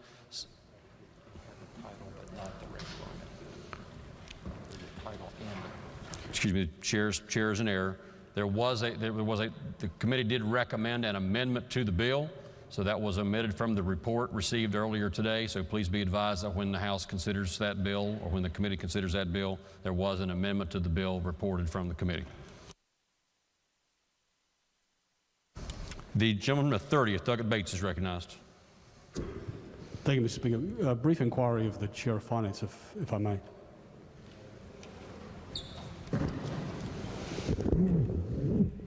Yes, sir. Thank you, sir. Tomorrow we'll take up your budget, and I'm looking forward to that. Would we receive the adjustment letter with the revised revenue numbers and the pension numbers from the executive as yet? We did. Yes. Is that available for review? I believe so, and if not, stop up and see me, and we'll have our staff get you a copy of it. Thank you so much. Yep. Thank you, Mr. Speaker. Is there further miscellaneous business? Lady in the 49th. Thank you, Mr. Speaker. I move, subject to announcements, the House stand in recess until 6 p.m. The question before the House is the motion by the lady from the 49th that's subject to announcements, the House be in recess until 6 p.m. Are there announcements? The lady from the 49th. Thank you, Mr. Speaker. The House will meet at 9 a.m. tomorrow. Your Committee on Rules will meet at 8:45 in House Education. The gentleman of the 10th, Douglas Chris. Thank you, Mr. Speaker. Your Committee on Finance will meet today, April 1st at 4 p.m. in the House Finance Committee room. The agenda is posted. Thank you, sir. Gentleman of the 35th, Douglas Capito. Thank you, Mr. Speaker. Announcement for a virtual public hearing tomorrow morning. If you want to join us before the floor session early at 8 a.m. in the House Judiciary room, or you can live stream it from wherever you'd like, relating to damages for medical monitoring. Anyone who wishes to register to speak during the public hearing could call the House Judiciary Committee today, between 3 and 4. We will not entertain calls after 4 o'clock. That number is 304-340-3252. Please provide your name, email address, the entity you represent, and whether you support or oppose the legislation. We'll look forward to seeing everybody tomorrow morning. Thank you. The gentleman the 13th, Douglas Higginbotham. Thank you, Mr. Speaker. Your Committee on Education will meet today at 1 p.m. in the House Education Committee room. The agenda is posted 1 p.m. today for education. The gentleman the 15th, Douglas Foster. Thank you, Mr. Speaker. Your Committee on Government Organization will meet today at 12:45 in the House chamber. So 12:45 in the House chamber. The gentleman the 17th, Douglas Rohrbach. Thank you, Mr. Speaker. Your Committee on Health and Human Resources will meet today at 4:30. That's a little bit of a change. 4:30 in the House chamber, and the Republican members will caucus immediately after the end of floor session in the chairman's office. Thank you. The gentleman of the 10th, Douglas Kelly. Thank you, Mr. Speaker. Your Committee on Energy and Manufacturing will meet today, April the 1st, and note there is a time change. We will meet at 3 p.m. in the House chambers. The agenda is posted. Republican members will caucus in the Vice Chairman's office, 201E, at 2:30. Thank you, Mr. Speaker. The gentleman the 3rd, Douglas Fluharty. Thank you, Mr. Speaker. Democrats will caucus immediately following floor session, room 252, and lunch will be provided. The gentleman the 37th, Douglas Pushkin. Thank you, Mr. Speaker. The Democratic members of the Committee of Health and Human Resources will caucus in my office at 4 p.m. Are there further announcements? Chair will announce that the House will be in order at without objection. The House will be in order at 5:30 this evening to receive remarks by members. Are there objections? House will not be in order at 5:30 to receive remarks by members. Never mind. Question is on the motion that the House stand in recess until 6 o'clock. Those in favor will please say aye. Aye. Those opposed will please say no. The ayes have it. We are in recess until 6 p.m.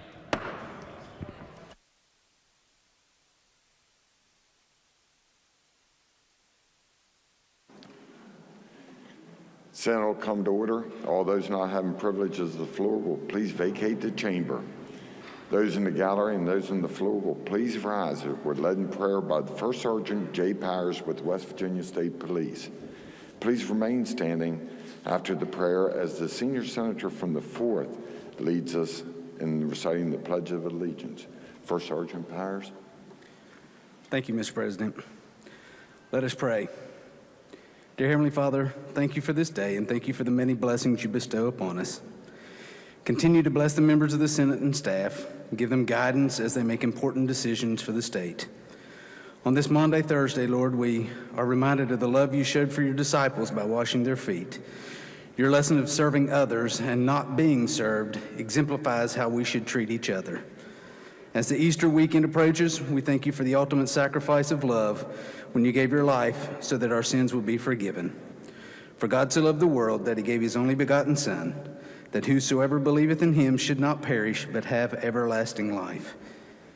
Continue to keep us healthy and safe and forgive us all for when we sin.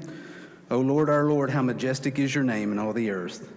We ask all this and give you all the praise. In Jesus' name, amen. Thank you, and thank you for your service to the state of West Virginia. Senior Senator from the 4th. Thank you, Mr. President. Would the senators in the room and also our friends join me in Pledge of Allegiance?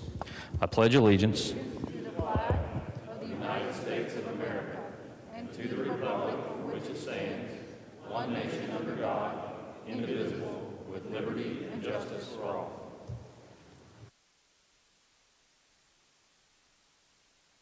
Reading of the journal. West Virginia Legislature Senate Journal, March 31st, 2021. The Senate met at 10:03 a.m. Senator Blair, Mr. President, in the chair. The senator from Raleigh requests unanimous consent that further reading of the journal be dispensed with and that the journal be approved. Is there objection? Chair hears none. Further reading of the journal is dispensed with and the journal is approved. Introduction of guest. Senior Senator from the 17th. Thank you, Mr. President. On behalf of the Senate, it is your pleasure and mine to introduce our doc of the day. Today in the rear of the chamber, we have with us Dr. Danny Rader. I've known Dr. Rader. Had the privilege for a long time. He was one of my attendings when I was just a wee bitty doctor that graduated 22 years ago, which defines him as being seasoned. If Dr. Rader wouldn't mind standing, let's Senate give you a warm welcome.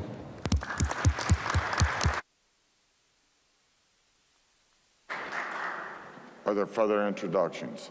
Senator from Marion. Thank you very much, Mr. President. As you know, the redcoats of the AARP normally walk the halls of the Capitol, but this year they weren't able to do that. So I'd like to introduce a constituent of mine joining us virtually. Today is Mr. Gary Wick of Fairmont. He's a volunteer with the AARP West Virginia Capitol Advocacy Team. As many of us know, during the past session, they had a daily presence in our galleries. They're not here in person this session, but we welcome their participation as part of our virtual audience watching the coverage from homes all across our wonderful state. And we thank them for their advocacy on behalf of the 50-plus West Virginians and their families. Please welcome Mr. Wick virtually to the State Senate.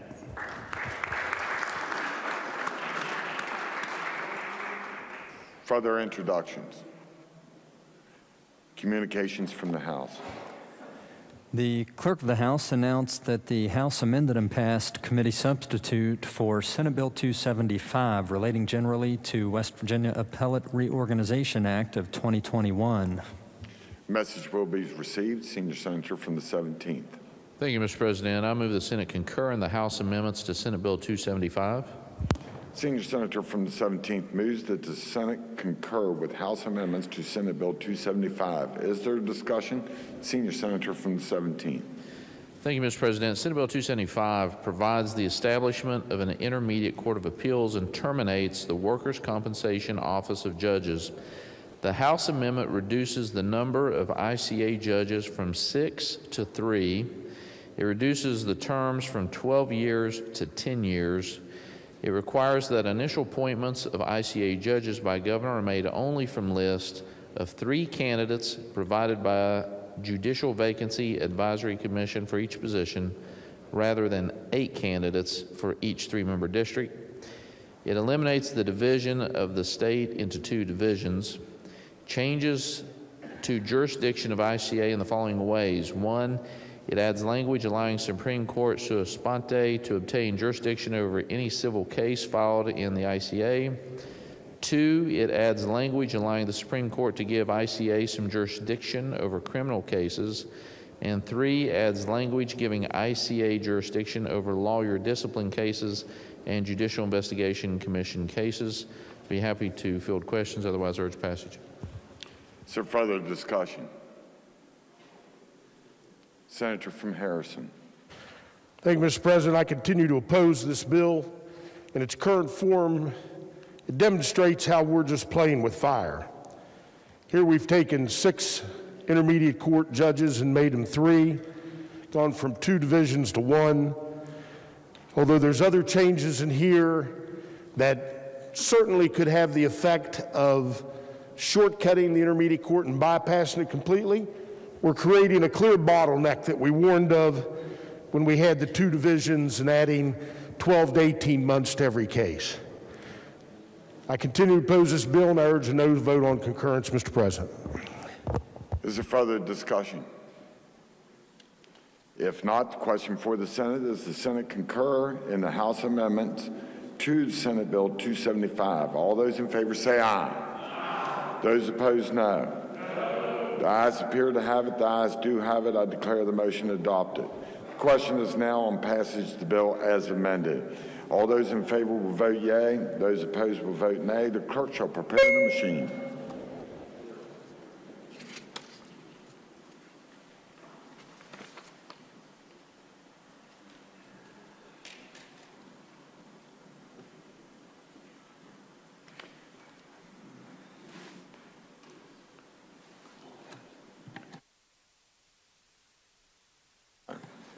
Has every member voted? Has every member voted? If so, the clerk close the machine and ascertain the results. On this question, 21 yeas, 12 nays, 1 absent, and not voting. More than a majority of those elected having voted in the affirmative. I declare the bill passed. The clerk will communicate the action of the Senate to the House.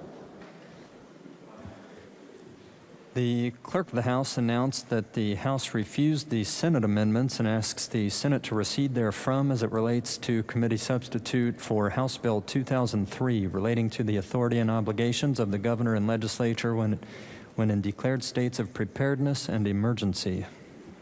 Message will be received. Senior Senator from the 17th. Thank you, Mr. President. I move the Senate refuse to recede and that a conference committee be appointed by the chair.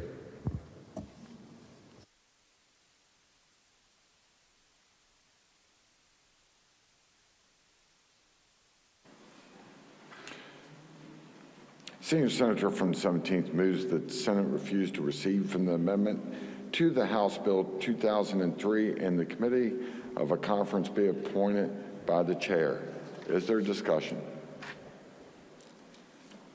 If not, the question before the Senate is the Senate refused to recede from the amendment to the House Bill 2003 and a committee of conference be appointed by the chair. All those in favor will say aye. Those opposed, no. The ayes appear to have it. The ayes do have it. I declare the motion adopted. Senate will be at ease.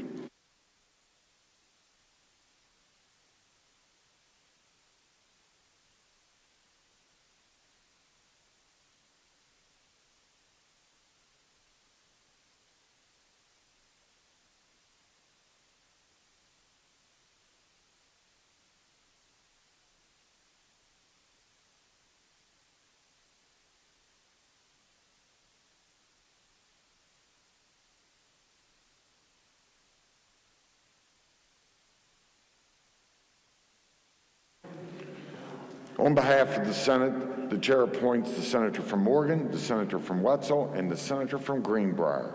The clerk will communicate the action of the Senate to the House. The Clerk of the House announced the passage by that body of committee substitute for House Bill 2017, rewriting the Criminal Code. The message will be received and the bill will be referred to the Committee on the Judiciary. Committee substitute for House Bill 2095, providing increased protections for the welfare of domestic animals. Message will be received and the bill will be referred to the Committee on Government Organization and then the Committee on Judiciary. Committee substitute for House Bill 2370, provide that public service districts cannot charge sewer rates for filling a swimming pool. The message will be received and the bill will be referred to the Committee on Judiciary. Committee substitute for House Bill 2488 relating to an occupational limited license. Message will be received and the bill will be referred to the Committee on Transportation and Infrastructure and then on to the Committee of Judiciary. Committee substitute for House Bill 2592 require counties and municipalities to hold all local elections during statewide elections. Message will be received and the bill will be referred to the Committee on Judiciary. House Bill 2730 relating to persons filling federal bankruptcy petition to exempt certain property of the estate. Message will be received and the bill will be referred to the Committee on the Judiciary. Committee substitute for House Bill 2751 modernize the process for dissolution of municipal corporations in this state. Message will be received and the bill will be referred to the Committee on Judiciary and then on to the Committee on Finance. Committee substitute for House Bill 2876, modify the 5-year waiting period and 100-person minimum for an association health plan and to allow new flexibility granted under federal rules. The message will be received and the bill will be referred to the Committee on Banking and Insurance. Committee substitute for House Bill 2884 to make changes to the FOIA law to protect public utility customer databases from disclosure with exceptions. The message will be received and the bill will be referred to the Committee on Government Organization. House Bill 2908 relating to disclosure of information by online marketplaces to inform consumers. Message will be received and the bill will be referred to the Committee on the Judiciary. House Bill 2918 relating to Family Drug Treatment Court. Message will be received and the bill will be referred to the Committee on the Judiciary. Committee substitute for House Bill 2927 adding caregiving expenses to campaign finance expense. Message will be received and the bill will be referred to the Committee on the Judiciary. House Bill 2997, adding a defense to the civil penalty imposed for a result of delivery of fuel to a state other than the destination state printed on the shipping document for fuel. Message will be received and the bill will be referred to the Committee on Judiciary. House Bill 3030, relating to gross weight limitations and road restrictions in Greenbrier and Pocahontas counties. Message will be received and the bill will be referred to the Committee on Transportation and Infrastructure and then to the Committee on the Judiciary. Committee substitute for House Bill 3036, sunsetting the Board of Sanitarians. Message will be received and the bill will be referred to the Committee on Health and Human Resources. Committee substitute for House Bill 3072, sunset the Board of Forestry. Message will be received and the bill will be referred to the Committee on Government and Organization. Committee substitute for House Bill 3074, relating to information on organ and tissue donations. Message will be received and the bill will be referred to the Committee on Education. House Bill 3089, making utility workers essential employees during a state of emergency. Message will be received and the bill will be referred to the Committee on Judiciary. House Bill 3286, making a supplementary appropriation to the Division of Human Services, Child Care and Development. Message will be received and the bill will be referred to the Committee on Finance. House Bill 3287, making a supplementary appropriation to the Department of Homeland Security. Message will be received and the bill will be referred to the Committee on Finance. House Bill 3288, supplementing and amending appropriations by decreasing and increasing existing items of appropriation in the DHHR. Message will be received and the bill will be referred to the Committee on Finance. House Bill 3289, supplementary appropriation to the Department of Commerce, Geological and Economic Survey. Message will be received and the bill will be referred to the Committee on Finance. House Bill 3291, making a supplementary appropriation to the Department of Homeland Security, Division of Administrative Services. The message will be received and the bill will be referred to the Committee on Finance. House Bill 3292, making a supplementary appropriation to the Department of Health and Human Resources, Division of Health. Message will be received and the bill will be referred to the Committee on Finance. Committee substitute for House Bill 3295, making a supplemental appropriation to the Division of Human Services and Division of Health Central Office. Message will be received and the bill will be referred to the Committee on Finance. Committee substitute for House Bill 3297, making a supplemental appropriation to the Department of Veterans Assistance, Veterans Home. Message will be received and the bill will be referred to the Committee on Finance. Committee substitute for House Bill 3307, Social Media Integrity and Anti-Corruption in Elections Act. Message will be received and the bill will be referred to the Committee on Judiciary. House Bill 3308, relating to increasing number of limited video lottery terminals. Message will be received and the bill will be referred to the Committee on Finance. House Bill 3310, relating to the jurisdiction of the Public Service Commission. Message will be received and the bill will be referred to the Committee on Judiciary. House Bill 3311, relating to the cost of medical records. Message will be received and the bill will be referred to the Committee on Health and Human Resources. House Bill 3312, establishing a memorial to child labor and child workers who died in the course of employment in this state. Message will be received and the bill will be referred to the Committee on Workforce and then to the Committee on Finance. The House adopted committee substitute for House Joint Resolution 3, Property Tax Modernization Amendment. Message will be received and the resolution will be referred to the Committee on Judiciary and then to the Committee on Finance. House Concurrent Resolution 21, naming the Specialist for Dennis Harvey Roberts Bridge, McDowell County. Message will be received and the resolution will be referred to the Committee on Transportation and Infrastructure. Committee substitute for House Concurrent Resolution 55, studying the viability of creating a veterinary school in West Virginia. Message will be received and the resolution will be referred to the Committee on Health and Human Resources and then the Committee on Rules. House Concurrent Resolution 78, requesting an examination of juvenile proceedings. Message will be received and the resolution will be referred to the Committee on Health and Human Resources, then the Committee on Rules. Communications from the Executive. Well, One moment.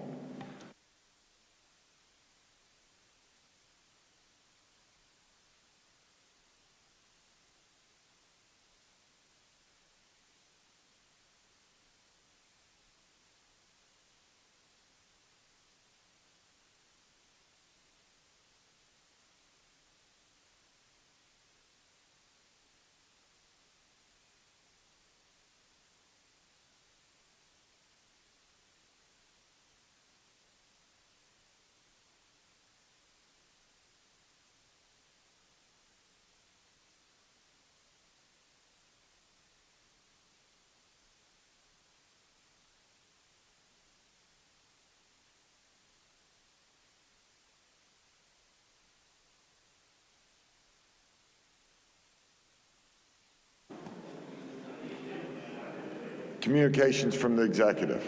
There are none. Reports from standing committees.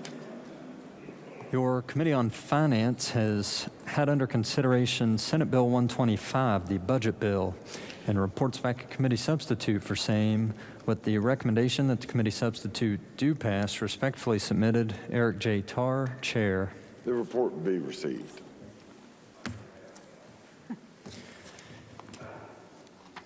Your Committee on the Judiciary has had under consideration engrossed House Bill 2379, making criminal invasion of privacy a felony, and has amended same, and engrossed House Bill 3175, relating to removing certain felonies that can prohibit vehicle salespersons from receiving a license, and has amended same, and reports the same back with the recommendation that they each do pass as amended. Respectfully submitted, Charles S. Trump IV, Chair. The report will be received. Your Committee on Agriculture and Rural Development has had under consideration engrossed committee substitute for House Bill 2823, exempting buildings or structures utilized exclusively for agricultural purposes from the provisions of the State Building Code, and reports the same back with the recommendation that it do pass. Respectfully submitted, Dave Seipolt, Chair.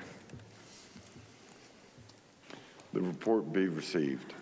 Your Committee on the Judiciary has had under consideration engrossed House Bill 3130, relating to elimination of sunset provisions concerning towing rates, and has amended same, and reports the same back with the recommendation that it do pass as amended. Respectfully submitted, Charles S. Trump IV, Chair. The report will be received. Your Committee on Finance has had under consideration engrossed House Bill 3300, relating to reducing personal income tax rates generally, and has amended same, and reports the same back with recommendation that it do pass as amended. Respectfully submitted, Eric J. Tarr, Chair. The report will be received. Reports from select committees. There are none. Introduction of bills. There are none. Resolutions. Senate Concurrent Resolution 58 by Senator Rucker, requesting study on possible incentives to county boards of education showing consistent academic growth. Under the rules of the Senate, the resolution will lie over one day. Senate Resolution 36 by Senators Plymel and Wolfel, recognizing the Cabell County Public Library on being named as a finalist for the 2021 National Medal for Museum and Library Service. Under the rules of the Senate, the resolution will lie over one day. Senate Resolution 37 by Senator Blair, Mr. President, memorializing the life of Gilbert Benton Gibb Miller, Sr. Under the rules of the Senate, the resolution will lie over one day. Motions. Petitions. There are none. Unfinished business. Senate Resolution 33, recognizing senior center personnel for their dedication throughout the COVID-19 pandemic.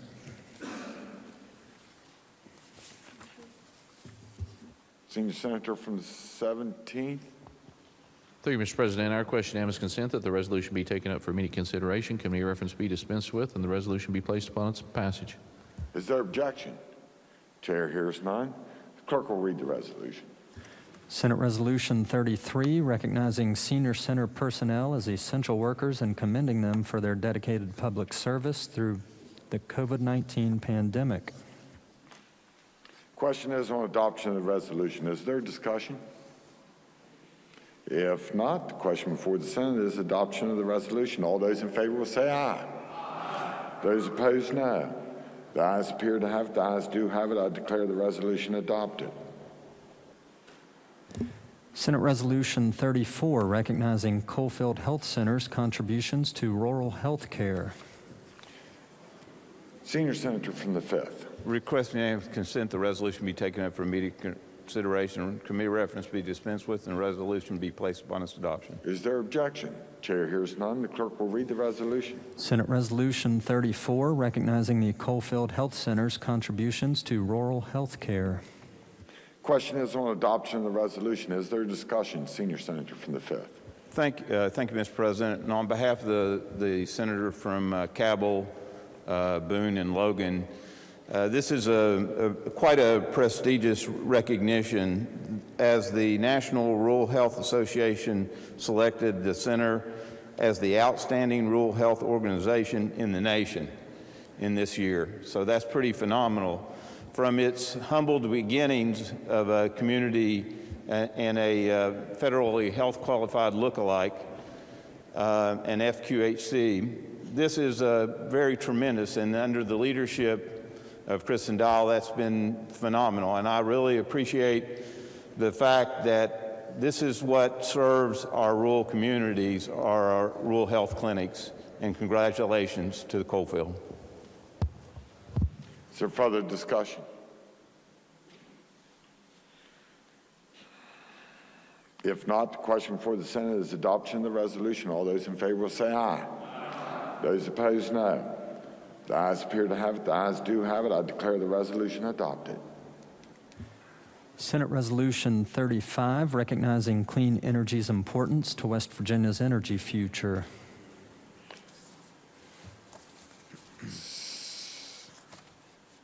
Senior Senator from the 17th. Thank you, Mr. President. I request unanimous consent that the resolution be taken up for immediate consideration. Committee reference be dispensed with and the resolution be placed upon its passage. Is there objection? Chair hears none. Clerk will read the resolution. Senate Resolution 35, recognizing clean energy's importance to West Virginia's energy future. The question is on adoption of the resolution. Is there discussion?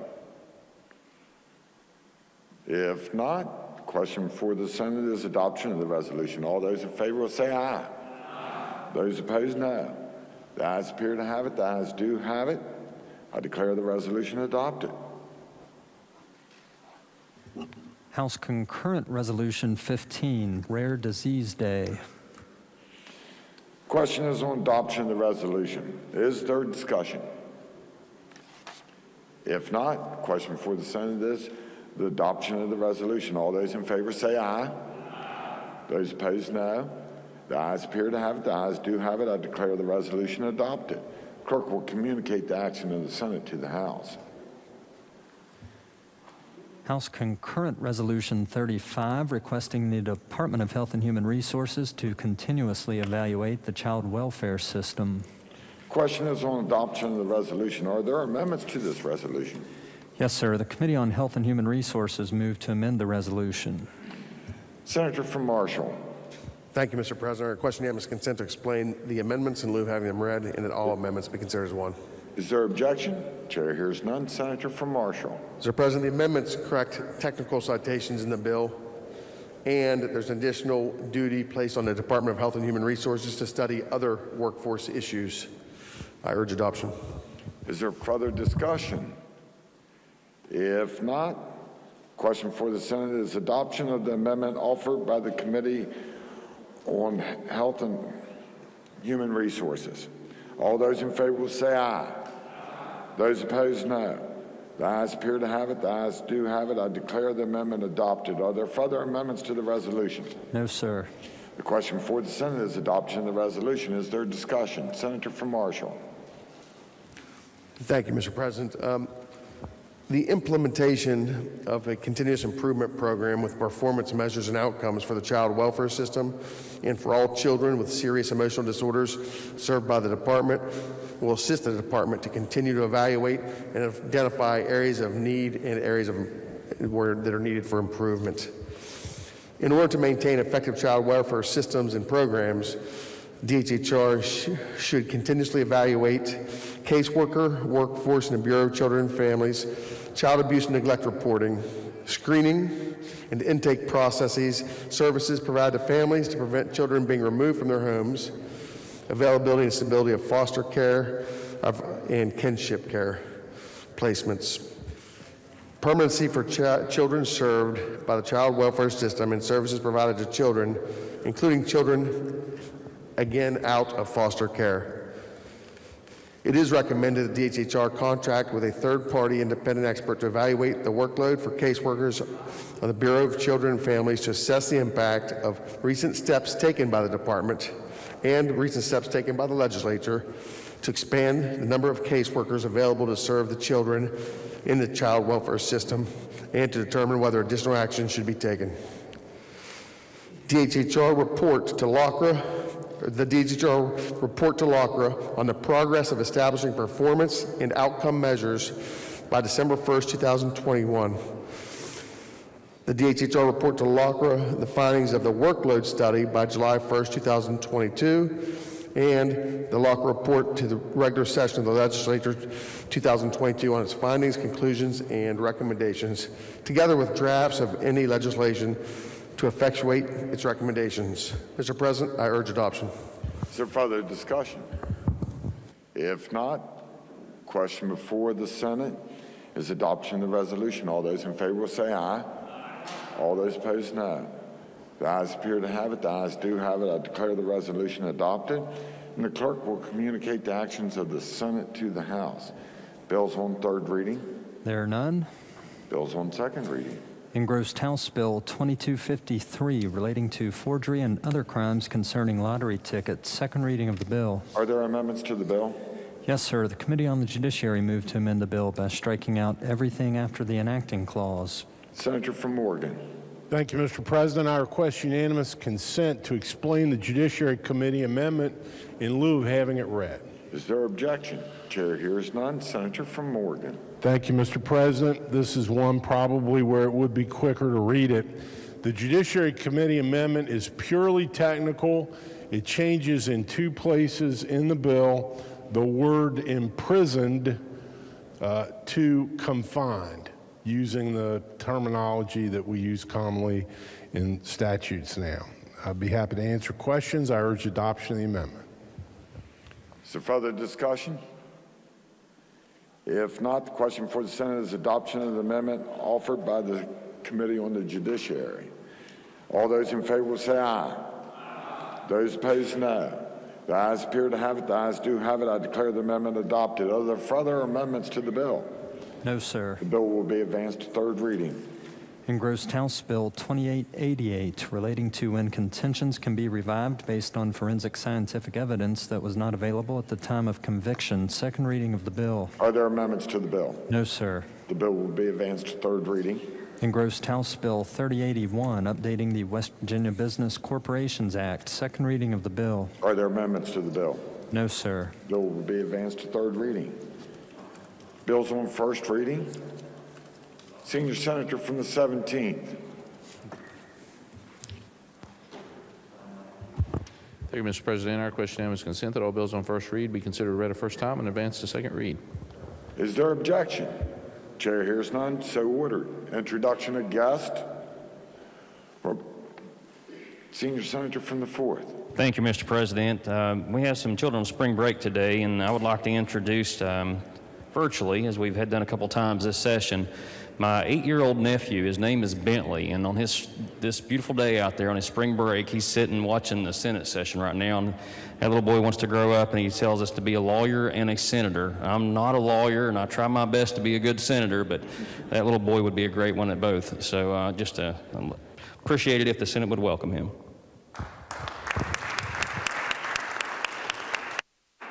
Further introductions. Remarks by members. Senator from Marshall. Thank you, Mr. President. About 5 minutes ago, we adopted House Concurrent Resolution 15, Rare Disease Day, and I whiffed because my folders were out of order. I placed them down improperly. So I just want to take 30 seconds to talk about Rare Disease Day. And we adopted this resolution 5 minutes ago. Mr. President, last legislative session, the West Virginia Advisory Council on Rare Disease was created. The legislation defines a rare disease as any disease which affects fewer than 200,000 people in the United States and is known to be substantially underdiagnosed as a result of the lack of adequate diagnostic tools and research information, including diseases known as orphan diseases, for research purposes. 80% of these rare diseases are genetically based. Families and private foundations provide about 3% of all the research funding, of all medical research funding in the United States. 7,000 rare diseases exist, and less than 500 have approved treatments by the FDA.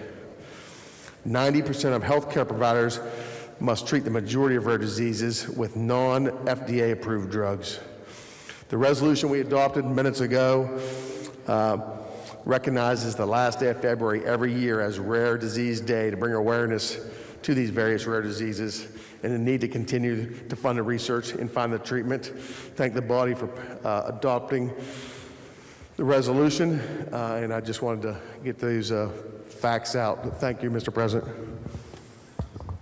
Further remarks, Senator from Brooke.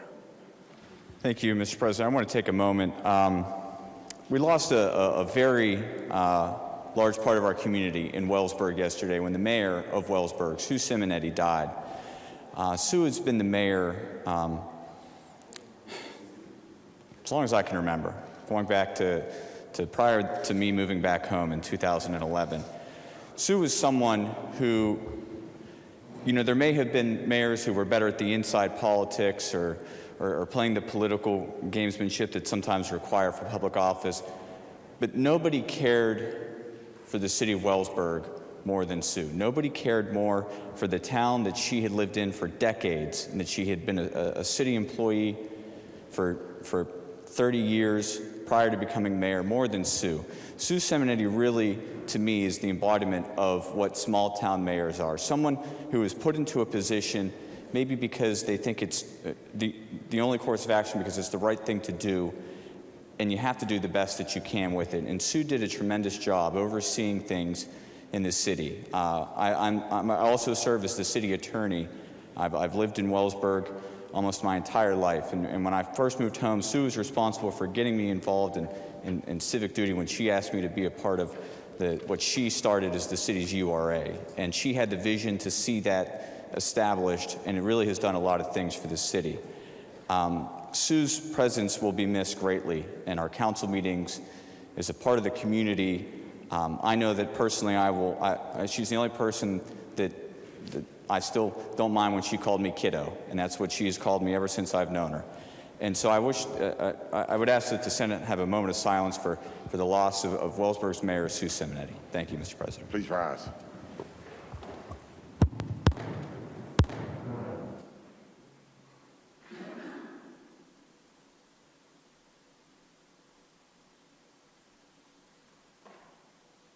Thank you.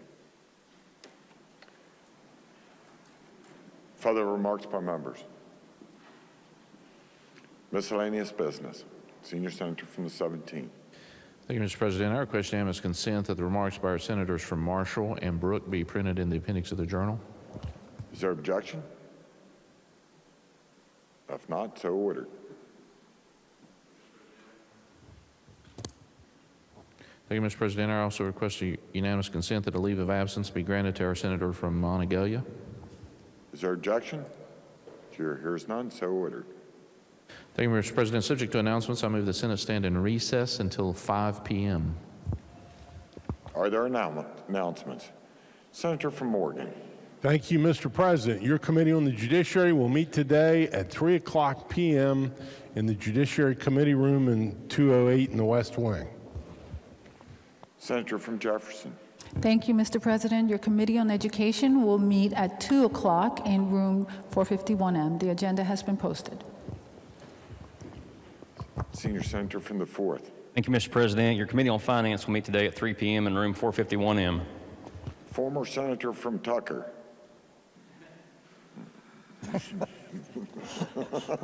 Thank you, Mr. President. Your Committee on Energy will meet today at 1 o'clock in room 208 West. The agenda has been posted. Senior Senator from the 6th. Thank you, Mr. President. Your Committee on Government Organization will meet today at 2 p.m. in room 208 West. Are there further announcements? Senator from Marshall. Thank you, Mr. President. Your Committee on Health will meet today at 1 p.m. and 4:51 m. Senator from Brooke. Mr. President, 2 announcements. Your Republican members will be caucusing immediately following the floor session in room 330 West. And additionally, your Committee on the Military will be meeting tomorrow at 9 a.m. in room 208 West. The agenda may have been posted by this point. Thank you. Further announcements? If not, question before the Senate is to stand in recess until 5 p.m. today. All those in favor will say aye. Those opposed, no. The ayes appear to have it. The ayes do have it. I declare the Senate in recess.